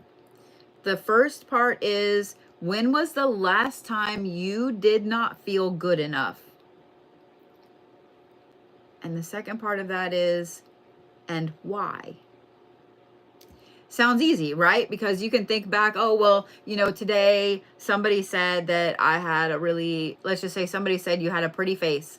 And you immediately was like, oh, thank you, that's so sweet. And then you looked in the mirror and you were like, I don't though. Like, I've got these weird things right here. I've got the smile lines. I've got crow's feet. You know, my eyes aren't the right color, or my hair's too dark, or my hair's too gray, or whatever. You start picking yourself apart. Why do you feel that way? Why do you feel that way? The why is so much harder than trying to think about the last time you didn't feel good enough. The why could be, well, because, you know, I saw my best friend's husband leave her because he said she was too old, and I'm worried that my husband's going to do the same. Or why do you not feel good enough? Because I grew up with a mom that was absolutely beautiful and always put together and always told me I wasn't good enough. So that's a shadow work prompt that you can use continually. When is the last time you didn't feel good enough, and why? And it can be something you write down, or it can be something, I mean, I would recommend writing it down, because then when you, let's say in a year, you ask yourself that question and you realize that it's the same answer as what you had, you know, a year ago, and you can look at the why and see where you've grown. Does that make sense? Like, you have answers to compare it to. I would really recommend writing it down. It'll help tremendously, but I'm not going to lie. The why part will break you eventually, and you'll have one of those days where you're just like bawling like a bitch. I'm just saying. Let's talk about the Danu card though, because this one is interesting. Somebody, something lately has been attacking your creation. Whether this is your kids and your family, or something at work, a project, something has been attacking someone. I think it's someone has been attacking the things that you have worked really, really hard to create. And because of that, it has you feeling this level of anger that's almost kind of scary. Like you're thinking of some really, really mean shit to do to this person or say to this person or whatever. Like you are ready to just like snap their head clean off their body and spit down their throat. And that pings this other, you know, what we just talked about of not feeling good enough, because then you beat yourself up because you're like, oh my God, like I'm really trying to be a good person, but they just keep pushing me and I'm afraid I'm going to do something. You need to sit and think about, and I don't mean like sit and think about this. I don't mean it that way. So I realize it came out of my face like that and I didn't mean it that way. I want you to look at the emotion and what you're reacting to. Are you reacting to their words of, you know, maybe it's not even your boss. Maybe it's a coworker and they're, well, that part of that project looks like shit. Bitch, your face looks like shit. That would immediately have been my response. What is it about their comment? What is it about the attack on the thing that you've created that's making you angry, that's eliciting that anger response? And it's usually pretty easy to pick that out as, oh, because they said my project looked like shit. But why do you care about that person specifically? Why do you care about what they have to say? There's a reason the boss gave you the project and not them.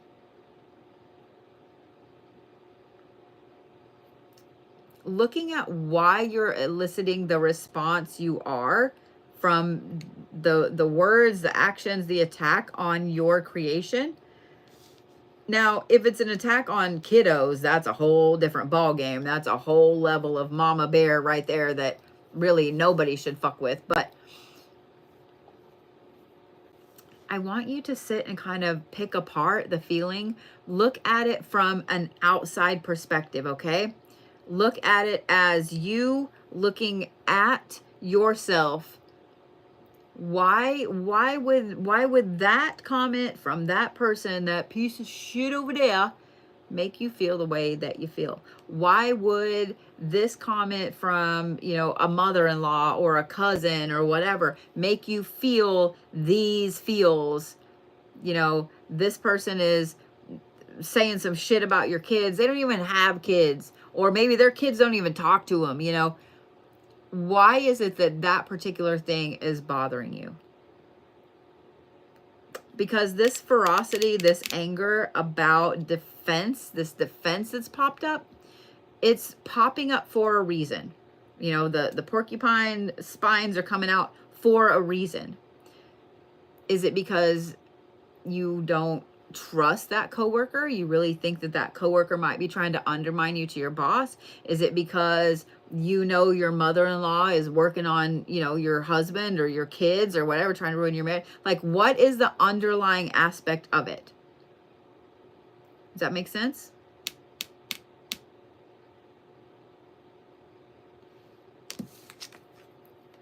Now we're going to talk about this one. This is the thinker, and usually it represents overthinking, but I have kind of an easy fix for your overthinking. Take a class. Take a class. Whatever it is work-wise that's got you so stressed out right now, find a class that kind of coincides with it a little bit and take a class. For example, let's say that you're trying to wrap your head around a project. I'm just going to use a project at work, okay? And let's say that it has to do with a computer program. And you're trying to, you know how to do the thing. You know how to write the program. You know how to design it. Like, you know how to do all of the things.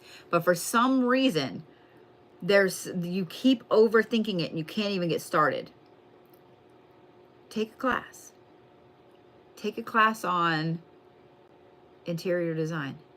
Like just like and I don't mean like a full college credit, you know, class.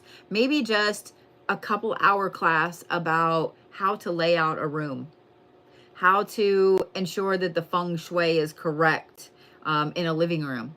You know what I mean? Just a little class that kind of has to do with design, but doesn't have to do with the design work that you're doing.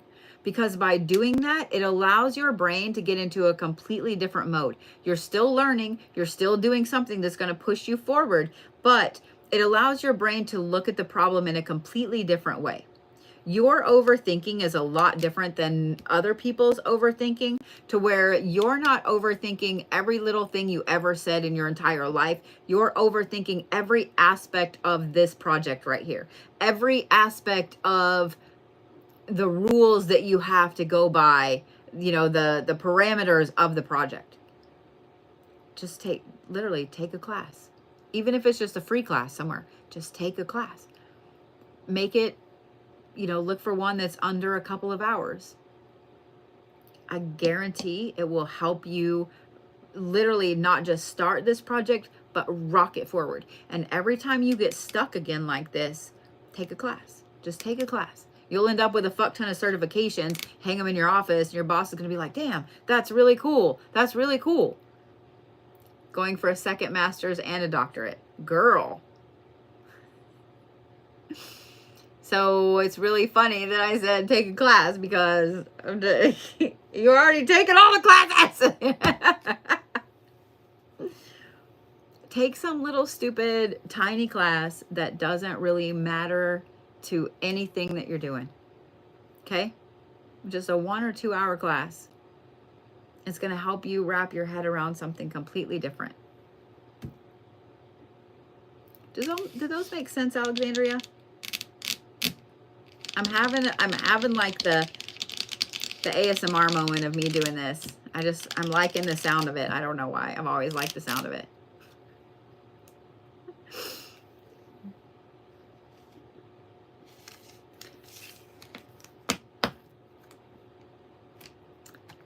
So what is it that you're getting a second master's in? I'm dying to know. Inquiring minds want to know. Miss Eunice Chase, you are first. Well, you're next. Let me say that.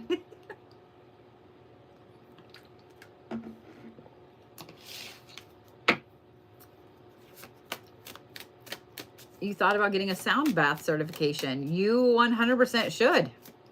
You 100% should. What's stopping you? All right, Miss Eunice, you ready? You have the Mother of Dawn, which is beauty and agency and compassion. You are so welcome, Alexandria.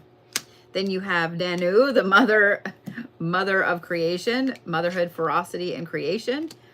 It's funny that you pulled out these last two cards. They came out together too, but I shuffled repeatedly. Y'all saw. You also then have the Thinker, which is knowledge and instruction and reinvention. So let's talk about the Mother of Dawn. Psychology. Interesting. Interesting. You already have a BSN and a marriage family therapist master. Damn. Damn, woman. Congratulations. That's fantastic. Congratulations. I think a sound bath class goes phenomenally well with that. I'm just saying. I think that a sound bath would go phenomenally well with that. But that's my opinion. That's my professional opinion. We'll say it that way.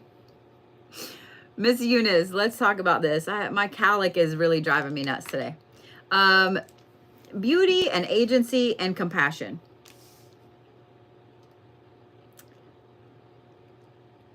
I want to make a joke about wanting to kick your booty, about not feeling like you look like you should, not feeling like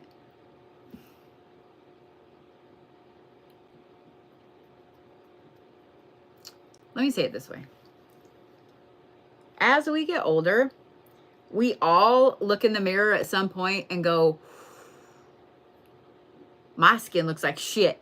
Or we look in the mirror and we go, there's a new wrinkle there. Or we look in the mirror and we realize that we just don't look as young as we used to anymore. And even when we were younger, even when we were 19, 20, and, you know, our skin was fantastic and glowing and there wasn't a blemish in sight, we still found things to be upset about.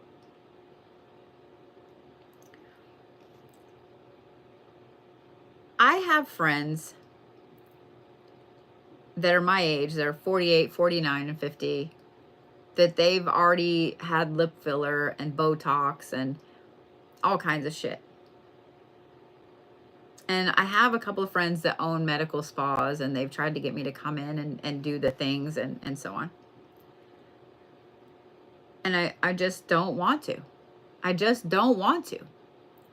And they ask all the time, and my answer is this. And I'm telling you this, Eunice, because I want you to really think about this. Every single wrinkle on my face, I have earned. All of these little ones right here, this one, I've earned them. Every single sunspot, every single freckle, I've earned it. My eyesight isn't super, super great like it used to be when I was 19, and I've earned it. Whether it was doing something stupid, like staring at the sun, or doing something stupid like staring at the sun, I've earned it. Every bit of my skin that could be a little tighter, could be a little better, could be a little firmer, I've earned that. My, you know, all of us little old ladies get the little neckline thing right there, the little wrinkle from doing this with our fucking phones too much. I've earned that. I have so many friends that passed away my senior and junior year of high school that will never get to experience that. They will never get to experience that.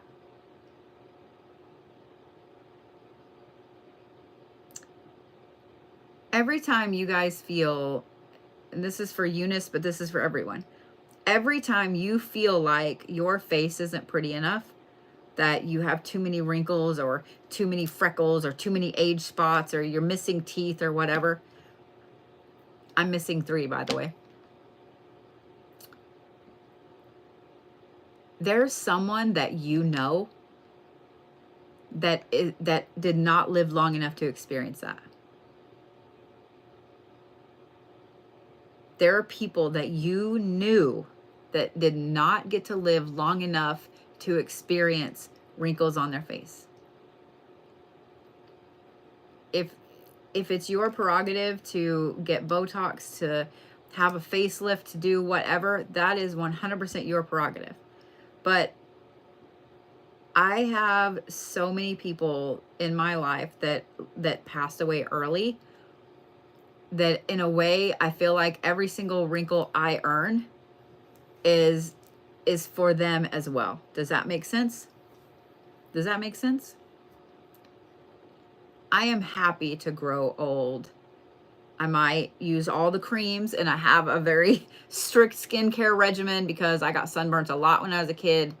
And I might do all the things to make sure that, you know, I don't get the saggy jowl things and stuff.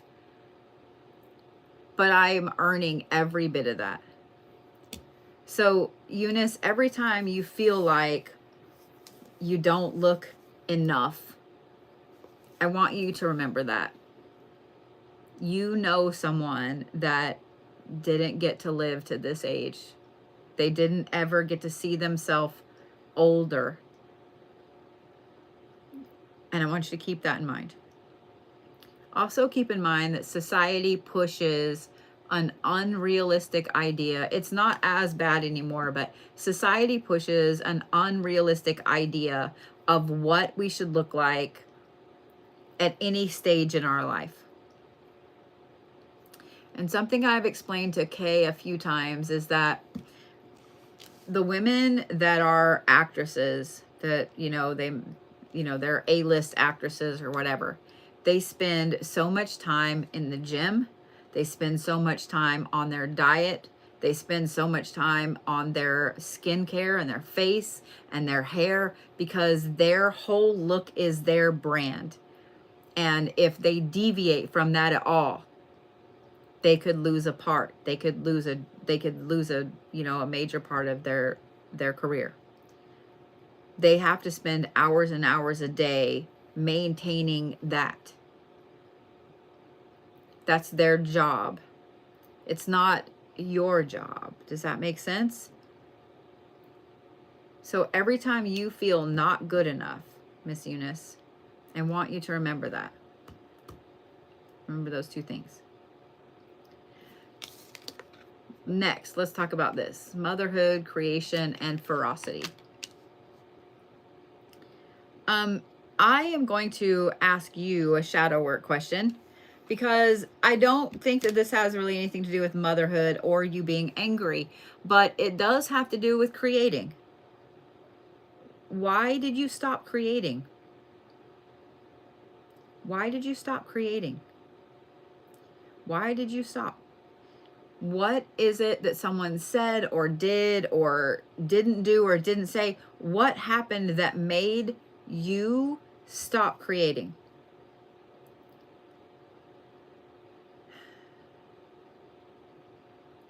People that have a very creative mind, when they can't have that outlet, they start to get depressed.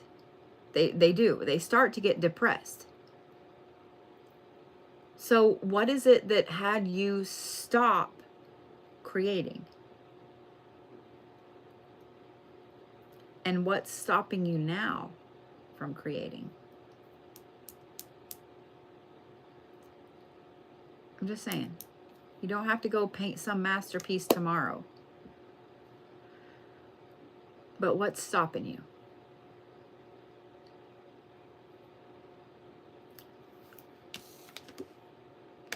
And the next one we're going to talk about is this. This is the thinker, and it's knowledge, instruction, and reinvention.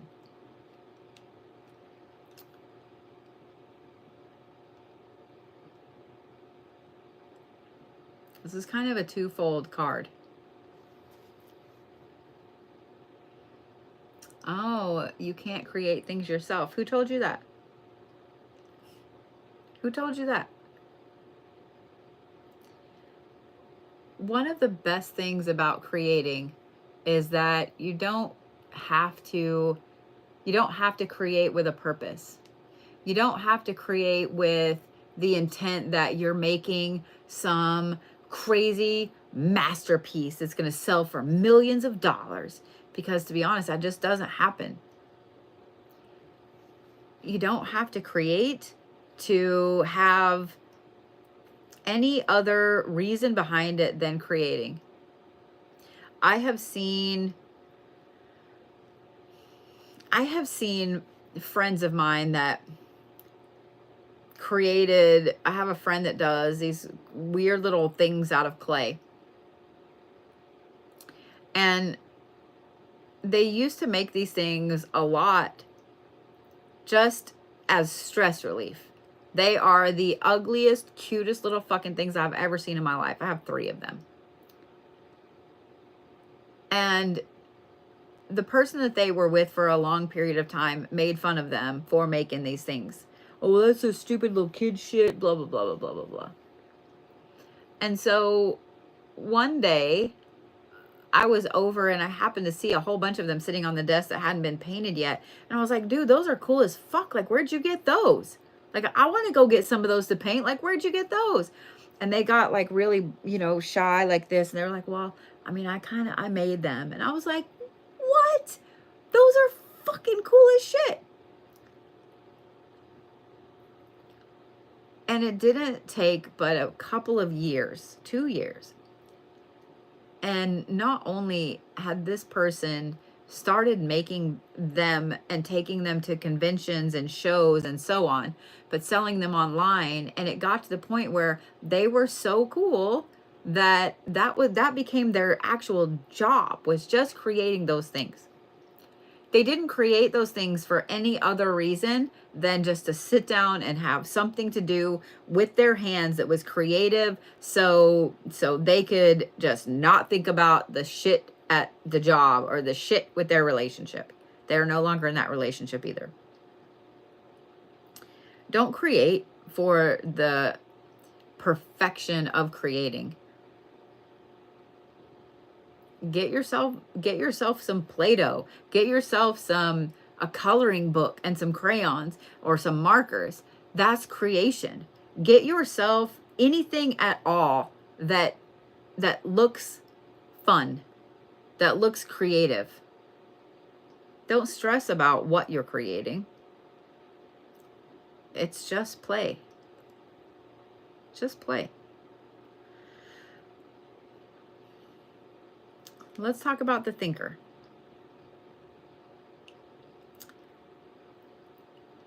You know just enough to know just enough. You know too much about just enough. You know, it's not even that you know just enough to be dangerous. It's that you know enough about too much. So you end up overthinking everything about everything. Sometimes this happens when we're too connected. I knew I was going to yawn. We watch the news too much. We're on social media too much. We read articles or newspapers too much. And we just know too much. And so then our brain starts to spiral with this crazy, like, what if, what if, what if, what if, what if. First, the shadow work aspect of this is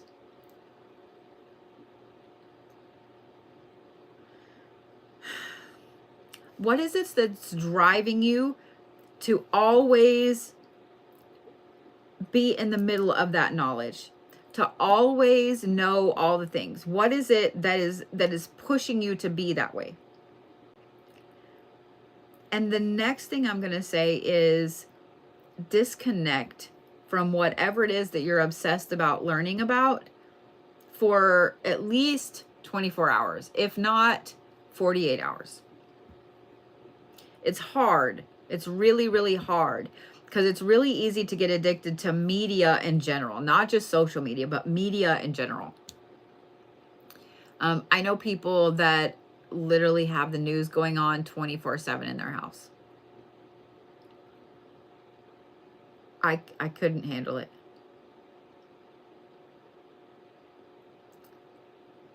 Disconnect yourself for at least 24 hours, Eunice. Okay? Disconnect. It's so funny. Social media is my job. It's what I do for a living. And there are times I have to take a break from it. I have learned that it's not healthy to be on social media 24 hours a day. It's not healthy to watch the news 24 hours a day. And I think that this is where this creative aspect comes in as well. Get yourself a coloring book. Get yourself something creative to do. Disconnect and just sit and color for 24 hours. Maybe not 24 hours, but you know what I'm saying. For a couple hours. Watch cartoons.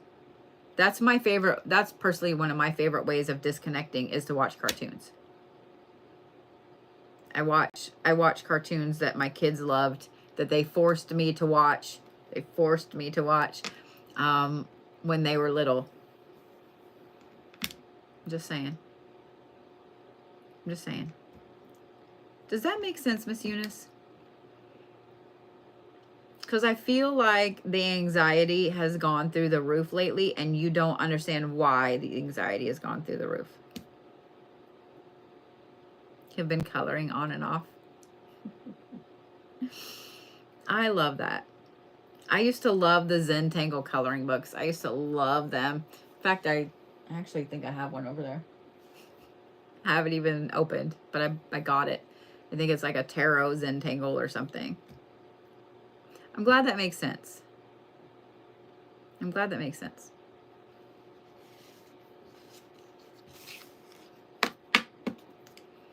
Some of it, the world gets so fucking heavy that we can't stand it sometimes.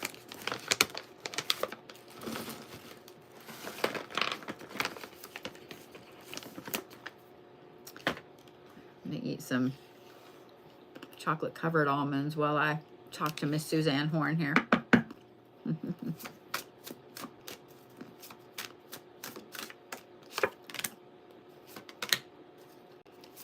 You should, Miss Eunice. You should, 100%. Do something new.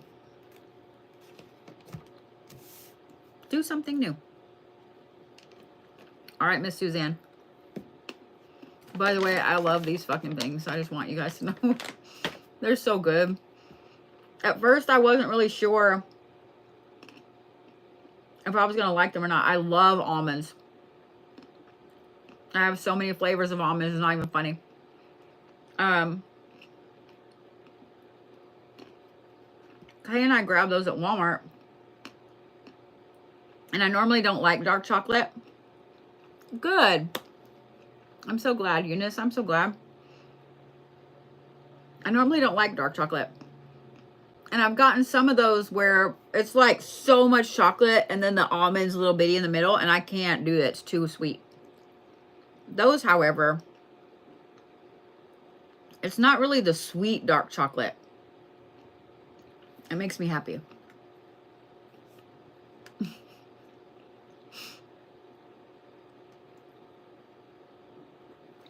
All right. Ready, Suzanne? Set, which is short-sightedness, ambition, and narcissism. The Leper King, which is bravery, self-discipline, and faith.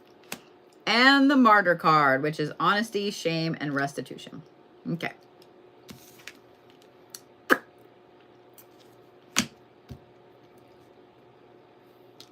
All right.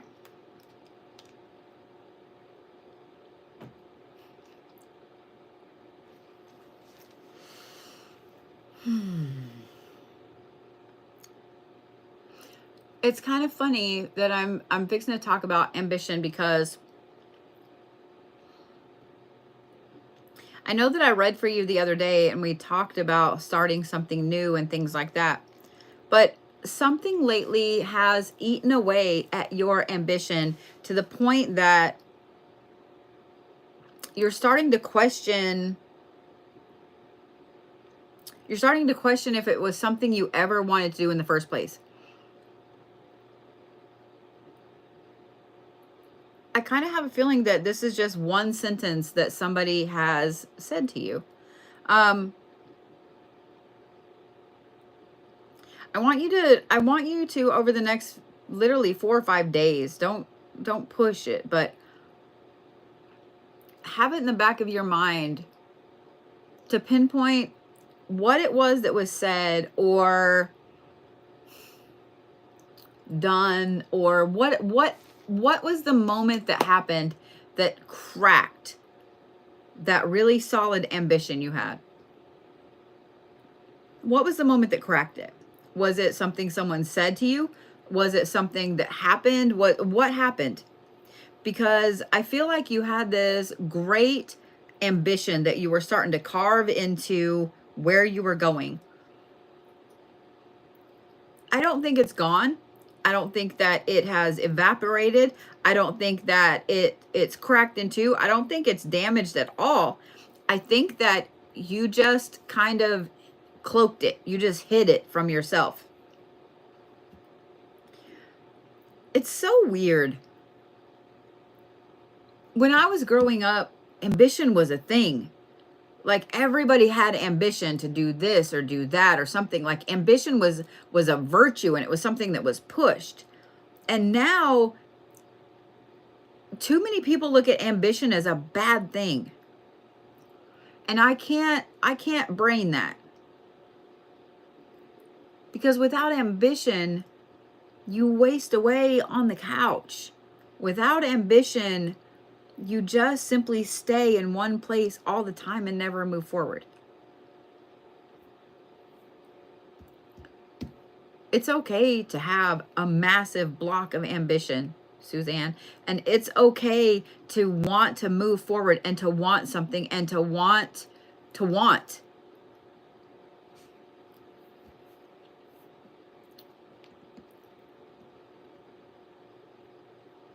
I saw that you said it's on the back burner and you're trying to get it to the front burner.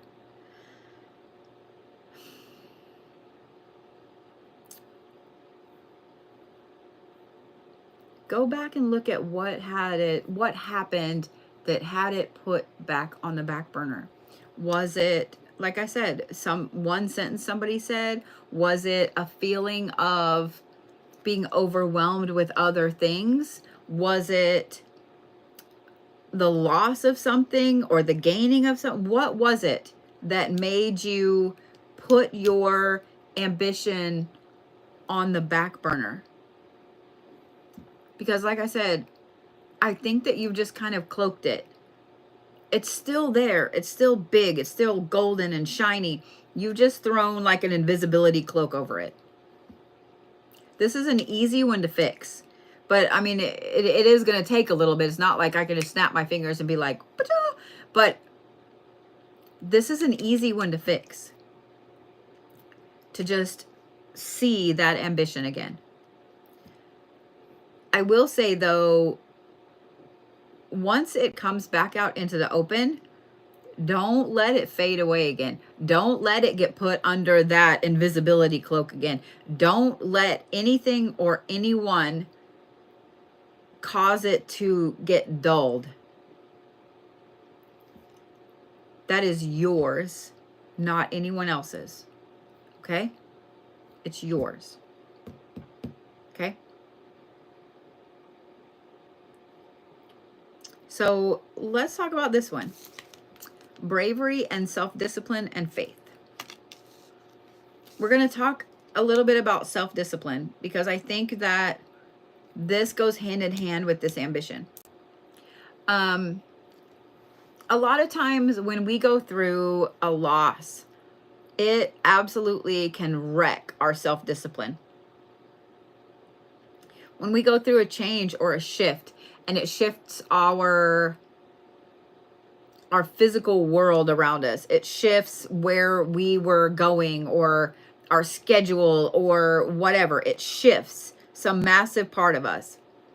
It can take our self-discipline and literally throw it in the mud, stomp all over it. It can eradicate our self-discipline to do something. It only takes a couple of days to break a habit. It can take 2 weeks or more to make a habit. This one's a little harder to fix because it takes the very thing that we're talking about, and that's self-discipline. I would advise this. To get that self-discipline back, you're going to have to force yourself to either be on a schedule or to do one specific thing every single day, or you're going to have to put yourself on some kind of regimen and stick to it. And the only person you can answer to for this is you. Nobody's going to be like, oh, Suzanne, you don't get a silver star for this week because you didn't do this thing. Nobody's going to say anything to you about it. Don't tell anybody you're doing it. If the husband's like, why are you doing this every day at 6:30 a.m.? Well, because I felt I needed to put myself back on a schedule or whatever. Don't tell anybody you're doing it. Don't tell them why you're doing it. Just do it. But have some kind of marker, reminder, whatever, so that way you have constant motivation that, okay, this is why I'm doing this. This is what I'm working toward. This is why I'm doing this. Like constant motivation. Having self-discipline is easy and hard at the same time. It's easy when you first start because it's new, it's cool, and you can't wait to do it. But after a few weeks, it starts getting harder because you don't want to do it. You don't really want to get up that early, but you would really rather stay up and watch this movie or whatever. So having that self-discipline is hard. And then once you get over that hump, it becomes the norm. It becomes the norm. To be honest, I think that this self-discipline aspect will help with the ambition aspect. Will help you keep the ambition on the front burner instead of allowing it to go to the back burner. And I think that that's kind of where this martyr card comes in. This right here is honesty and shame and restitution. The martyr card represents, it's not really a complex, but it is. When we take, it's almost like we take abuse after abuse after abuse after abuse, and that becomes the norm. Then we start to get this martyr complex where we're like, you know what? It's not going to matter because even if I do this, this is going to happen. Even if I do a great job, my boss is still going to be mad. Even if the house is perfectly clean and dinner's always cooked, my husband's still going to have a stressful day and be a dick. Like, we start to get this martyr complex of, well, it doesn't matter anyway, because this is going to be the outcome. And even if that's not the outcome, we still kind of force it to be the outcome. I love that, Suzanne. Congratulations. I want you to take a look at the things that you've just accepted lately. The way that you've been looking at, start with the way you've been looking at yourself.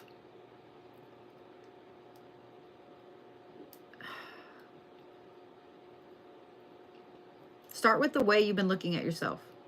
I knew it was going to yawn, so I wanted to not have a sentence in my mouth. When you start looking at how you view you, I want you to look at it in terms of how do you view yourself now versus how you viewed yourself 6 months ago, a year ago. Don't really go back further than a year, because the problem is that when 10 years ago, 20 years ago, we viewed ourselves in so much different light. The younger that you were, the different, the better, the bigger you're going to view yourself. As we get older, that tends to diminish in some ways.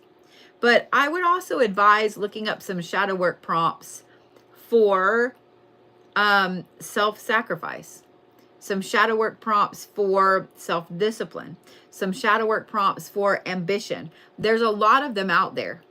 And I think that a lot of these three aspects right here are things that are very, very easily fixed for you, Suzanne. I think that they're very, very easily fixed for you. I think that you've been putting almost an undue pressure on yourself. And I think it's actually going to be very easy for you to get rid of it. I think it's going to be very easy for you to get rid of it. So I literally would start by looking up shadow work prompts, like shadow work prompt for ambition, shadow work prompts for self-discipline, shadow work prompts for self-sacrifice, for martyr complex. You're going to find an overwhelming amount of all of those. And just start with some small ones. Okay? I hate when my hand itches. It's like the worst thing ever. I mean, not really, because it's my left hand and we all know what that means. But start there. Start there. Get yourself a notebook and spend some time doing it. But just know that those three things, even though they're easy to find shadow work prompts for, the shadow work's a big thing. And when you start down this, like, there's going to be some tears and there's going to be some anger and there's going to be some frustration. And then there's also going to be those mornings when you wake up with a breakthrough and you find that your ambition is back. You find that your self-discipline is back. But I think yours is an easier fix than you realize. I think that yours is an easier fix than you realize. Does that make sense?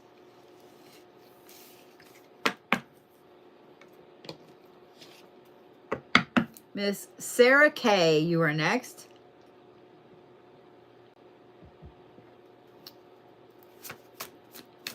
I have Sarah, Tracy, Tamra, and Kat.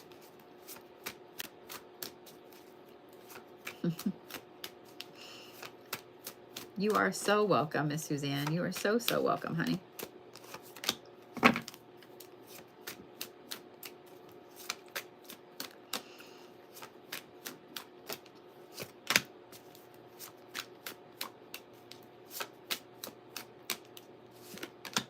All right, Sarah. You have the caretaker of the lost, which is respite, assistance, and memory. You have Thanatos, which is completion, support, and expediency. And the eternal servitor, which is hope and completeness and yearning. All right. So let's start with this. The caretaker of the lost. We're going to talk about the memory aspect of this. You have somehow, I'm going to say, taken on a behavior lately that's, it comes from like a self-realization that you've had. And when I say taken on, it's like you put it on like a costume.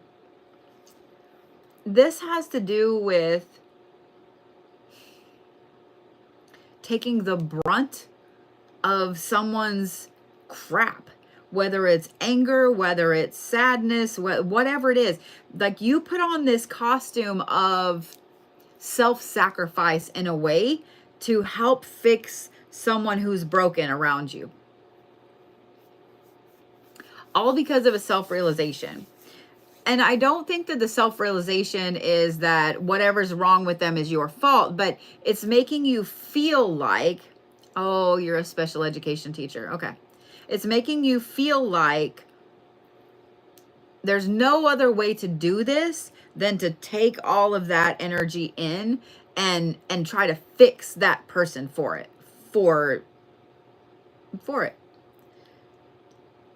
Here's what I'm going to say about this. Knowing that what you do, knowing that you're a special ed teacher, and knowing that you have this lately, and I think that this has always been there, but I think that I feel like in the last couple of months, it's gotten stronger. And so you've been taking in more and more and more of it. And it's not just at work, it's everywhere. That you're allowing people to act incorrectly. You're allowing people to, I mean, almost downright abuse you, all in the name of making them feel better. The shadow work aspect of this, and this is going to take you a little bit of digging.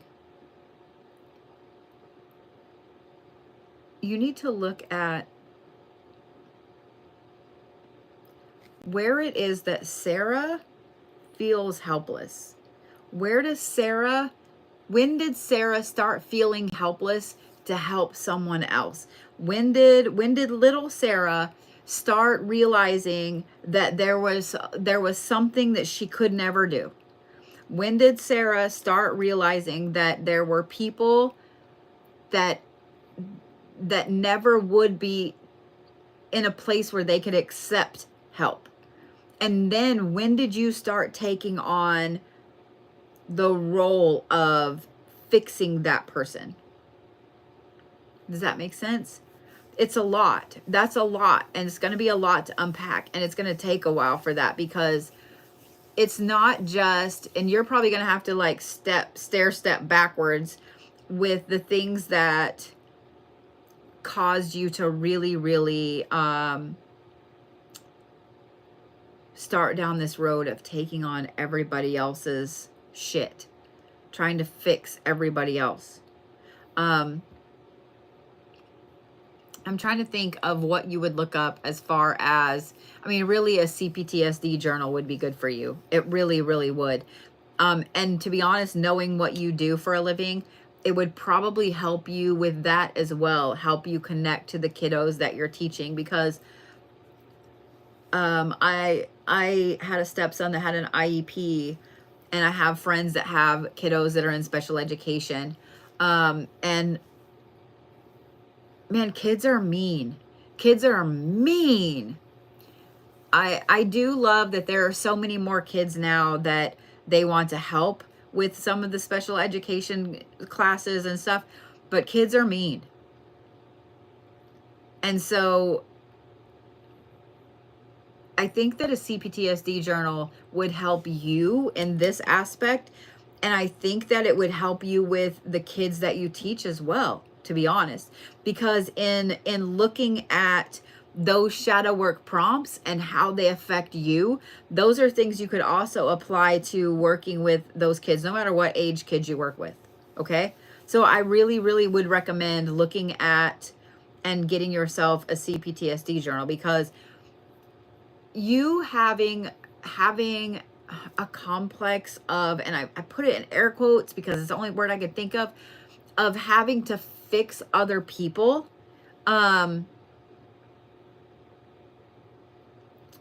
that's a lot of trauma. That's a lot of things that happened over and over and over, that it needs something like a CPTSD journal. Okay. They're not much on Amazon. But I think that it would help you in two different ways. I think that it'll help you in two different ways. Just go through and look and see which one kind of resonates with you the most. Okay. Or maybe even get a couple of them. I don't know. So let's talk about this one, Thanatos, which is completion and expediency and support. This one's a little interesting with you because, it's 11/11.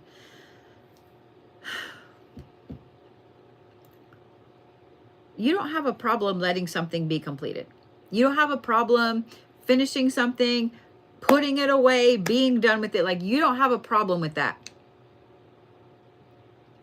But for some reason, it's almost like you've got this crazy, like, slow down shit going on. So where instead of you know, hopping from task to task and always being on your toes and doing this and doing this and doing this, something has slowed you down tremendously lately, to the point that it's bothering the shit out of you. You're feeling like you can't get everything done during the day. You're feeling like someone took like 4 hours out of the day and didn't tell you. I would highly, highly recommend first going and getting a physical if you haven't had one recently, because a lot of times when we start getting really, really sluggish like that, it may be because of an imbalance that we have, whether it's, you know, being anemic or a hormone imbalance or something like that. I would recommend that first. And I would just mention to your doctor, like, I just feel sluggish. I just feel like I can't move forward. I can't do the things that I used to do, and so on. I would start there with this one. And then I would also I would start to take note during your day of, like, when you catch yourself either kind of drifting off or daydreaming, or you've been sitting there reading the same paragraph 5 times and suddenly you're like, fuck, I've been reading the same paragraph. Like, shit, why am I on the same page?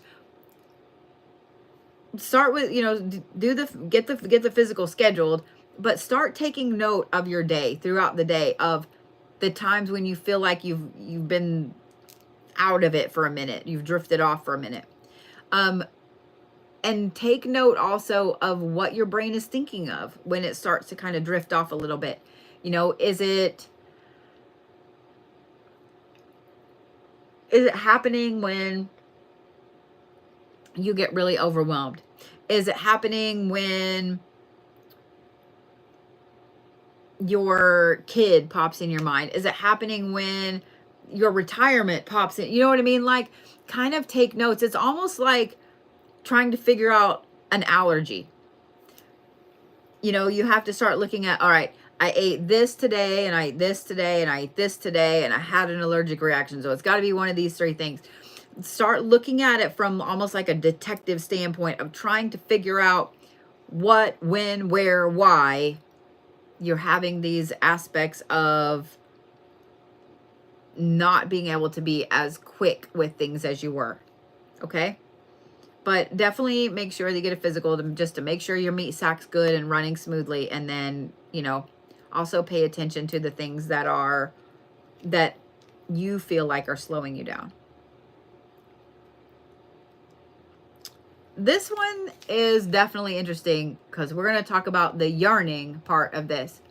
It's not so much incompleteness, and it's hope, but it's a whole other level of hope. Yearning is a whole other level of hope. Yearning is when we're almost obsessively thinking about something specific.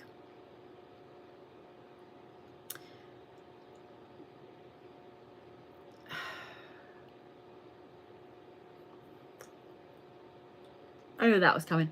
The problem with this yearning is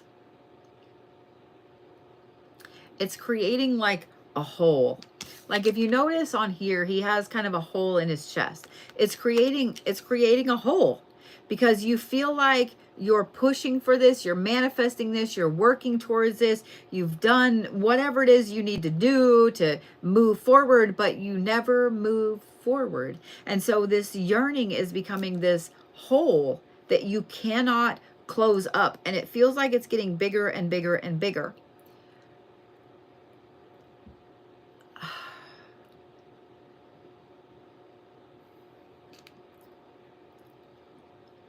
I would write down what this is that is becoming this crazy yearning inside you all the time.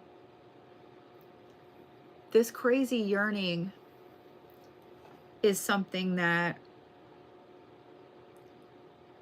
it's more than just a passion. It's more than just a drive. It's more than just part of your spiritual awakening, part of your spiritual path. You need to give it a name. You need to let it actually come out, whether it's speaking it or writing it or whatever. You need to actually let it out and get it out into the air, because it's just continuing to get bigger and bigger and bigger and almost like fester in there. So you want to make sure that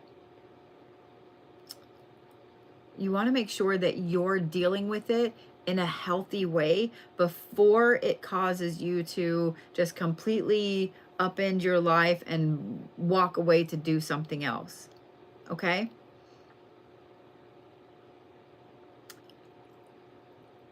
Yearning is really interesting because sometimes we don't quite know what it is that we're actually yearning for until we start trying to words it, until we start trying to write it down or speak it. And when we finally give it voice, it becomes something different. You may think that you're just yearning for a relationship with somebody solid. You know, I really, really want someone in my life. I want someone in my life.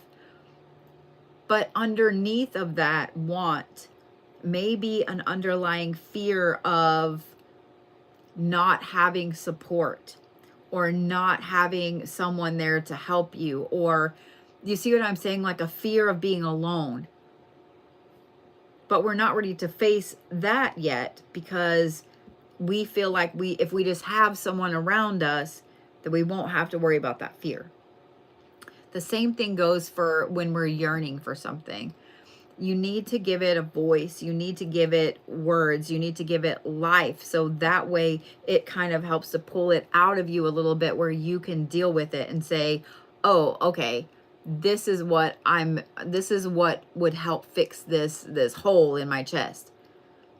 Does that make sense, Sarah? I saw your kind of like sad face, weird sad face there. I hope that makes sense.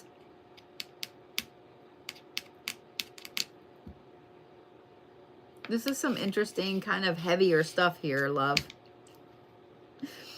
But at the same time, it's also not hard to fix either. It's not hard to get to the bottom of, let me say that. It's not hard to get to the bottom of. So, can't pinpoint, there's a lot. Yeah. I know you can do it. What's up, Chris? How are you?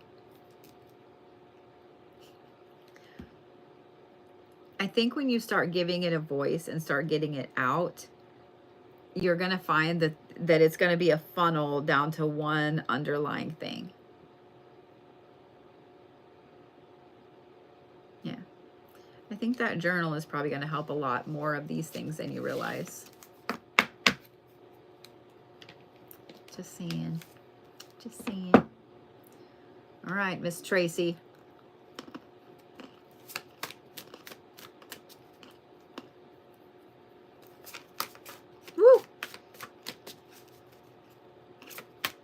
I was trying to teach my kid how to shuffle like this while we were gone.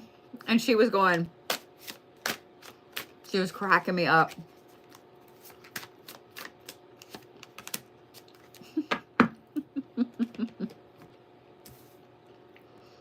I also think she might have been messing with me a little bit. All right, let me put the cursor on Miss Tracy so I know who I'm on. Anubis, which is preservation, neutrality, and obligation. Morgan Le Fay, which is growth, atonement, and deceit. And Danu, which is the mother of creation, motherhood, ferocity, and creation. Okay. And me finishing chewing up the almond that's in my mouth.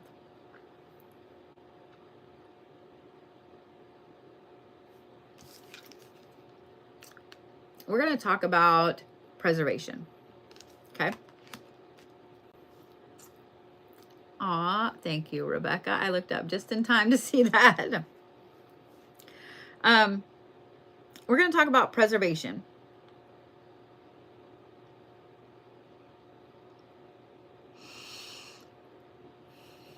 Nobody really likes to let go of anything.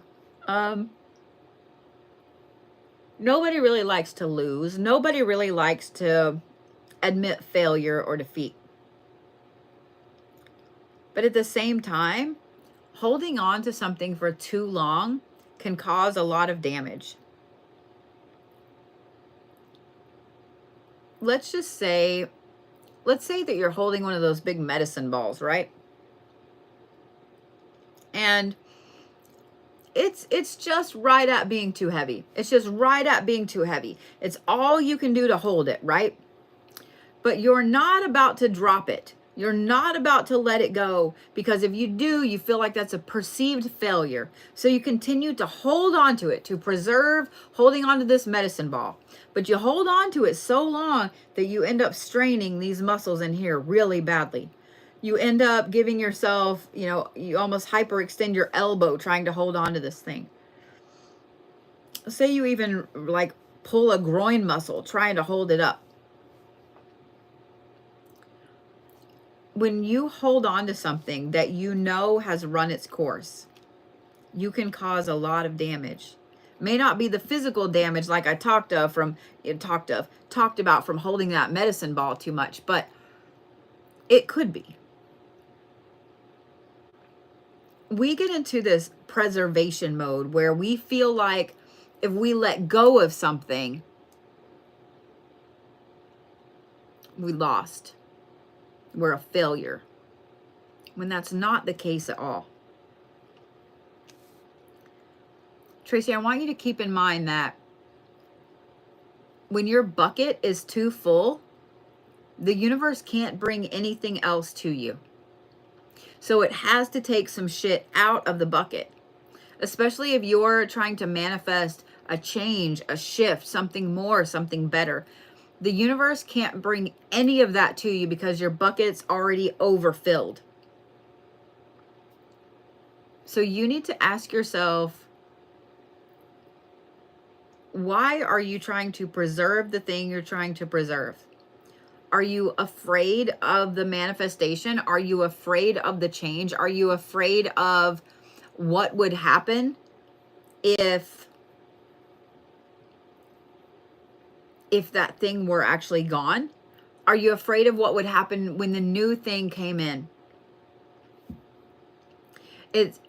It's like staying in a toxic relationship and holding on and preserving that toxic relationship because you're so afraid to start over with someone else. You know this relationship is toxic. You know this person isn't good for you. You know that it's making you physically ill. But what if the next person does that too? You should just stay with the same person. Do you see what I'm saying? So you need to ask yourself, I need to ask myself, why I don't just get rid of this bra. But I'm preserving it because I keep telling myself it's my favorite one, but yet the things slip off all the time. Lesson learned. Okay, lesson learned, B. But ask yourself why you're preserving the thing that you're preserving and if it's worth it. Do you really, really, really want the thing you're trying to manifest or not? Because by preserving this and holding on to this, you're telling the universe that you don't really want that great thing that you're manifesting.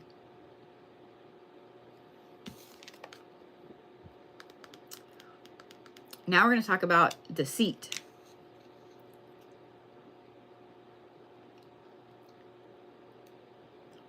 I think part of the preservation aspect is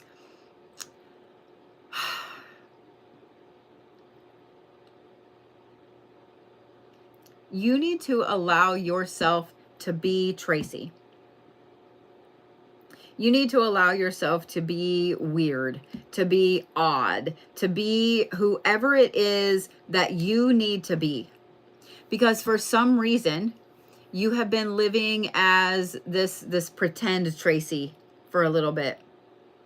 I don't know if this is because you're still in the broom closet. I don't know if this is because you want to switch careers. You absolutely hate the thing you've been doing for so long and you're ready to completely shift and change to something else. I don't know what it is, but there's some deceit there that comes from a fear of change, a fear of growth, a fear of moving forward. And I think that does have to do with some of this preservation, but the preservation is different. Like you're holding on to a person or a place or an object. I think it's a person. You're holding on to something in particular because you're afraid of the new thing. But the deceit is that it's not that you're really deceiving anybody else because they don't know any different. But you are deceiving you. You are deceiving Tracy. So you're going to have to do some shadow work with that of why is it that you feel like you have to deceive yourself? Why is it that you feel like this pretend aspect of Tracy is the right way to go?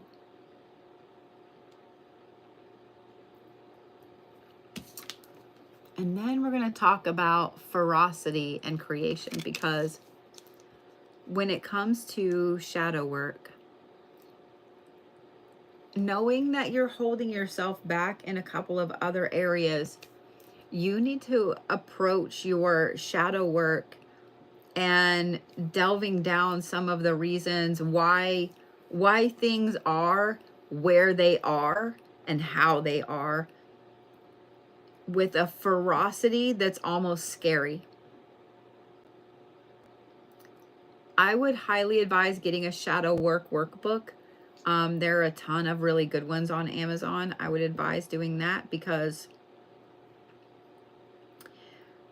you need to literally have and form a plan of attack when it comes to this. It's almost like there's been like a band-aid put over all of this, and it is festering up to the point it's about to explode. And if you don't attack this shadow work aspect of Tracy with a really intense ferocity, I think that it's going to get to the point where it is going to explode, and then it's going to trickle down and explode all of these other aspects of what it is that you've been like holding back and what it is you've been trying to preserve and so on. So this is kind of like a ticking time bomb that's in your lap right now. You've got to make sure that you really hardcore start to hit this shadow work with a ferocity, like ASAP.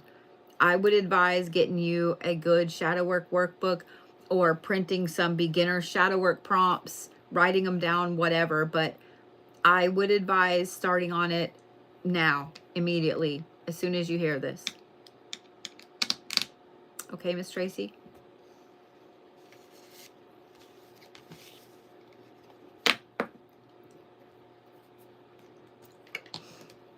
All right.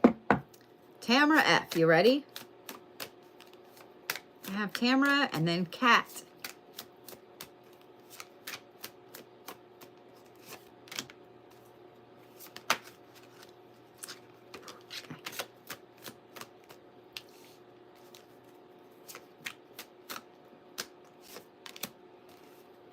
I love that Al said I needed to hear that.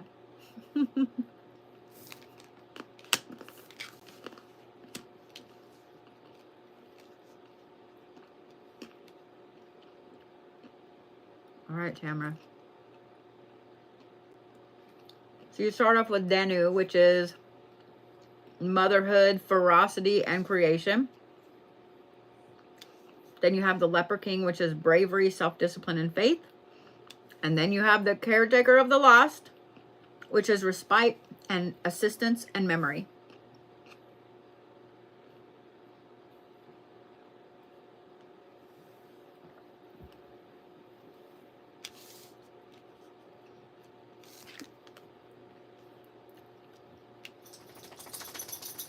Your aspect is really interesting because what this tells me right off the bat, you're afraid of creating. You're afraid of creating something new. I, to be honest, feel like this is something business-wise. I feel like this is almost you being afraid to step out there with this business idea. Let me say this. I've started a few businesses in my life. Some have been successful, some have not. The only way that you're going to know is to do the thing. The only way that you're going to know if that creation of yours is going to sink or swim is to do it. The only way that you're going to know if your business idea is a good one is to do it. And if something happens and it doesn't do very well, cool. It was a learning experience. And you can make it better the next time around. And if it takes off, even cooler. But I think that this has to do with a level of fear. Not just a fear of failure. Nobody wants to fail. Like, we all have a fear of failure. But this is also a fear of success. And that one is really interesting because you need to look at why you're afraid of that success. Did you succeed at things in high school and your parents poo-pooed them? Did you succeed at things, in your job and never got recognition? You see what I'm saying? What is this fear of success that you have? What's the fear of success that you have, and why is it there? Because it's literally holding you back.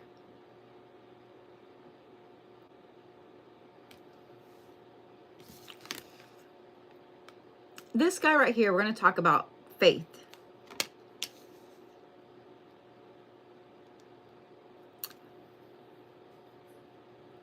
Faith comes in many, many forms.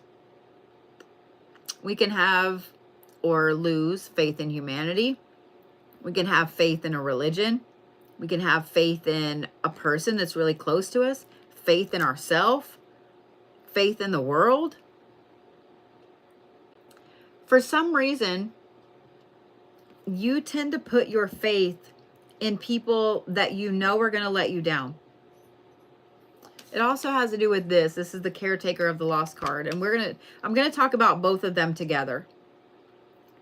So you tend to put your faith in people that you know from the start. You know from the get-go that they're going to let you down. You also are drawn towards broken people. You're drawn towards people that are not in a spot where they even want to accept help. They might come across that they want to accept help. They might come across that they really need you and they need this and they need that, and they don't. But you don't know that until after you've already dumped all of this effort and time and energy and money and so on.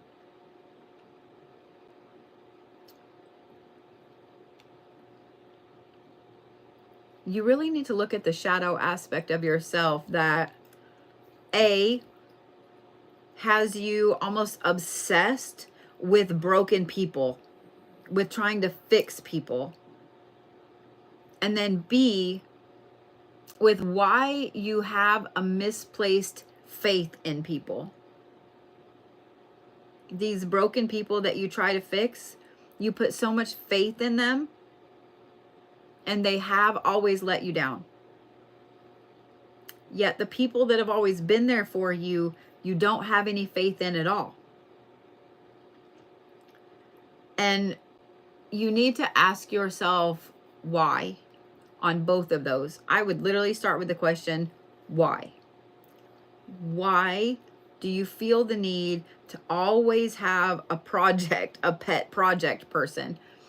Why do you feel the need to always have somebody that you can try to fix? Why do you not put faith in people that have always been there and showed you that they have been there repeatedly over and over and over? But you'll put faith in someone that has showed you that they don't care. Asking why, like a 2-year-old or really a 5-year-old, is really a great form of shadow work. It's really, really a great form of shadow work. It sucks. Don't get me wrong. It sucks. But it's a great form of shadow work, because by asking yourself, why is it that I always need to have a person to fix? You might say, well, because I grew up with a dad who was an alcoholic and he left when I was a kid and I couldn't do anything to help him. So now I try to fix, I'm drawn towards people that are alcoholics so I can fix them. Okay, but why did you feel it was your responsibility to fix your parent? Do you see what I'm saying? Like, keep asking yourself why until you get to the root cause. And like I said, it sucks, but it's a fantastic way to get to the root cause of these two things, Tamra, excuse me, because these two here are affecting you creating something and moving forward. These two things right here are going to cause problems with you creating something amazing. So you need to start working on these two immediately so it doesn't tank you creating a business or something fantastic. Okay?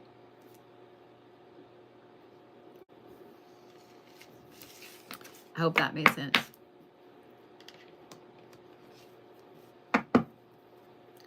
Ugh, my eyeball is itchy in the corner. That's fun.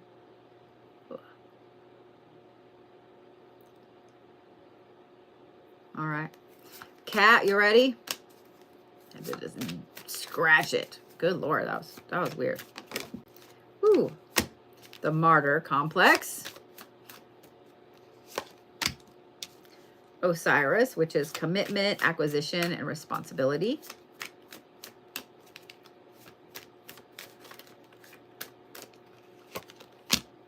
And then El Shaddai, which is wisdom, paternalism, and kindness. Okay. So, with these, let's talk about the martyr complex first. Because I have a feeling that this is the thing that's been plaguing you really, really hardcore. And that is this feeling of self-sacrifice for everybody else, but never ever getting any restitution for it. This is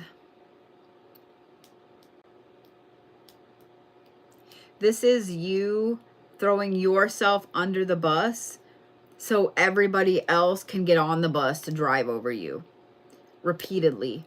And it's like you keep on allowing this to happen. You keep on, I kind of think that it's probably a learned behavior. I think that it's probably something that you learned from a parent or somebody that was very important in your life.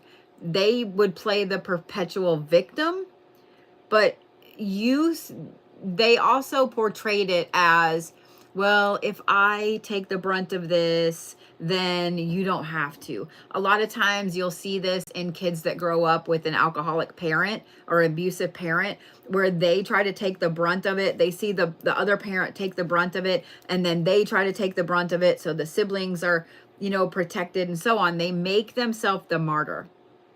But a lot of times with the martyr complex, like there's a really, really deep-seated thing in there. And I would look at, because I have a feeling that this happened recently, where you threw yourself under the bus to make sure that everybody else got on the bus. Why is it, and I would start with this why, okay? Why is it that you feel that you're not good enough to be on the bus? Why do you feel that you need to throw yourself under the bus in some of these situations when it's not your cross to carry? It's not your cross to bear. Is it, and then I would look at, is it because of one specific person? Is it because of a feeling? Is it because of a situation? What is it that pulls this need to throw yourself under the bus for other people? And literally start with asking yourself why. Like, think of the last time that this happened.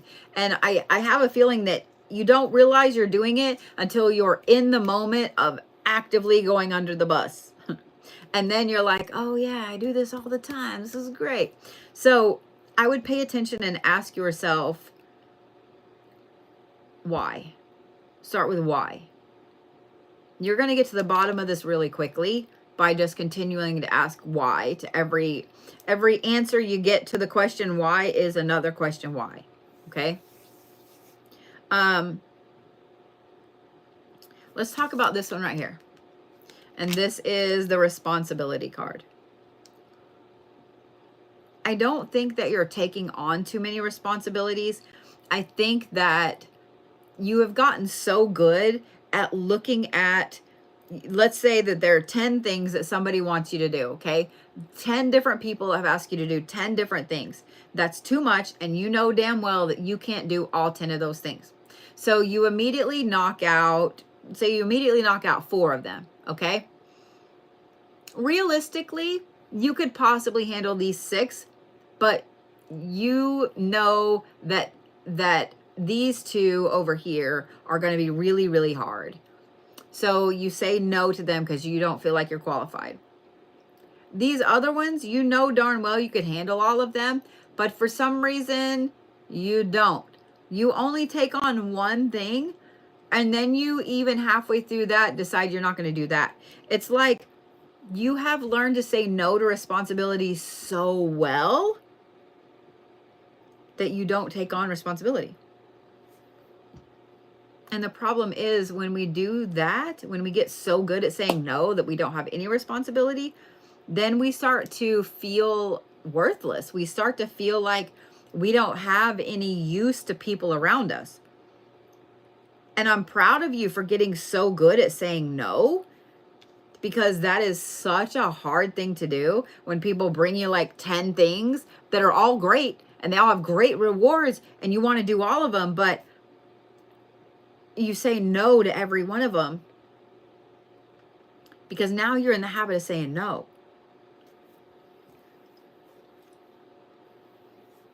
One of the only ways you're going to be able to fix this is to actively take on a responsibility that's really easy, that you can get off your plate really quickly. You can make that little check mark and feel accomplished.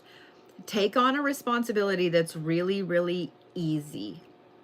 Hey, can you come over and watch my dog for a couple of hours tomorrow? I've got to go out of town and my sister can't be here till 5.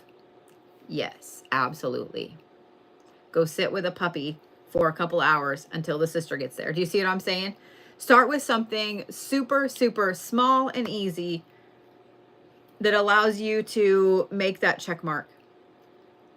There has to be a healthy balance between taking on everything someone asks and taking on nothing. Taking on everything gets overwhelming. Taking on nothing starts to make you feel like you don't have anything to do. You get depressed because there's nothing more. There's nothing. Does that make sense? Oh, good. I'm glad that makes sense. I'm glad that makes sense. But don't lose that ability to say no because you worked really hard to get to that ability to say no. Okay? So let's talk about this one. This one's interesting. This is wisdom and paternalism and kindness.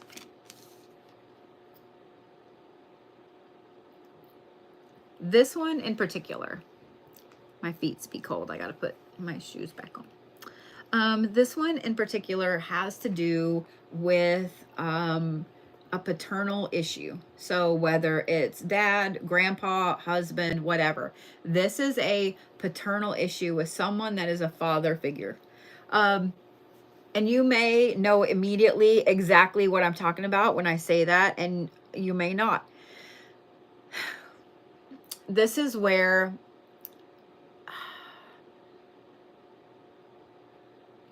I don't know if there's any good guided meditations on YouTube to find the root of a problem. I'm sure there are, but I can't think of one right off the bat. I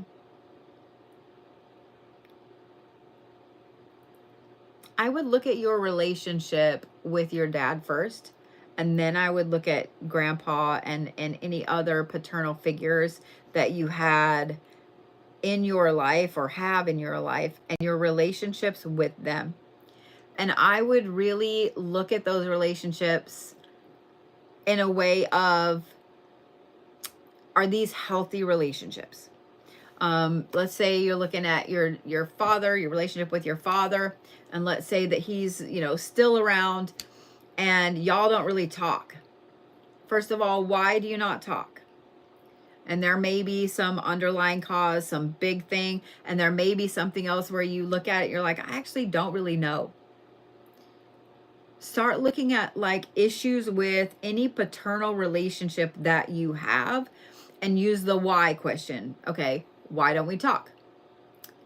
Why did that happen? Or why did this happen? Or do you see what I'm saying? Like start looking through all of the aspects of why, because there is something with the paternal roles, the father roles that you've had in your life that have caused some really interesting shift in your thinking. Whether this is an avoidance of anything at all that reminds you of that person or that paternal role, or whether this is an obsession with it, or there is something that has caused a severe imbalance. And take your time with this one. Okay, Kat, because this one is one that it's really heavy. And it's one that when you start really getting to the bottom of it, down to the nitty gritty dirt of it, you had to physically protect your mom and sister from him. So you already knew exactly what I was talking about. I would start asking why, okay? I would start asking why, and I know that those are going to be a lot of hard questions or hard answers, okay? And then if you haven't already, I would find someone to talk to that's well versed in PTSD from abusive relationships, because that's something that leaves a mark really, really deeply. That's your dad. That's supposed to be the protector. That's supposed to be the one that, you know, makes sure all the monsters are gone. So when that person becomes the monster, it really obliterates how you look at paternal figures in your life. So anybody that comes across there that reminds you of that paternal figure is going to be someone that you don't want to be around. And this could be a boss in a really great job. This could be a really great person in a relationship or whatever. So I would advise really hardcore looking and finding somebody that can help you work through that aspect. Because just from someone that's been in that kind of relationship, it wasn't a parent, but a spouse I was married to, and having to protect kids from them, that leaves a really intense mark. It leaves a lot of trauma. It leaves a lot of trauma, having to know that you're the one that's going to take the brunt of somebody's anger or whatever. It's a big betrayal, and it leaves a lot of hurt. It leaves a lot of hurt. And I would really recommend finding somebody that you can speak to about that can help you work through that. Okay? So a lot of heavy stuff, Kat. You never realize it left that much trauma. Yes, it does. You can find shadow work prompts for that. You can look at the CPTSD notebooks, or workbooks, excuse me. That would be a good place to start. But I would highly, highly recommend speaking to someone about it that's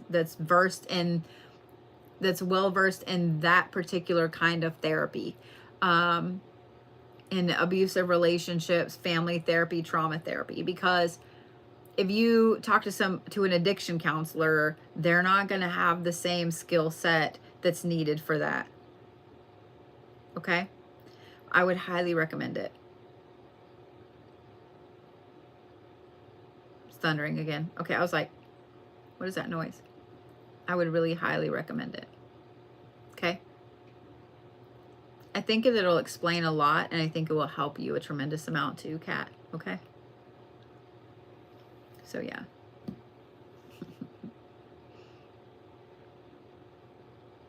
I hope those all helped.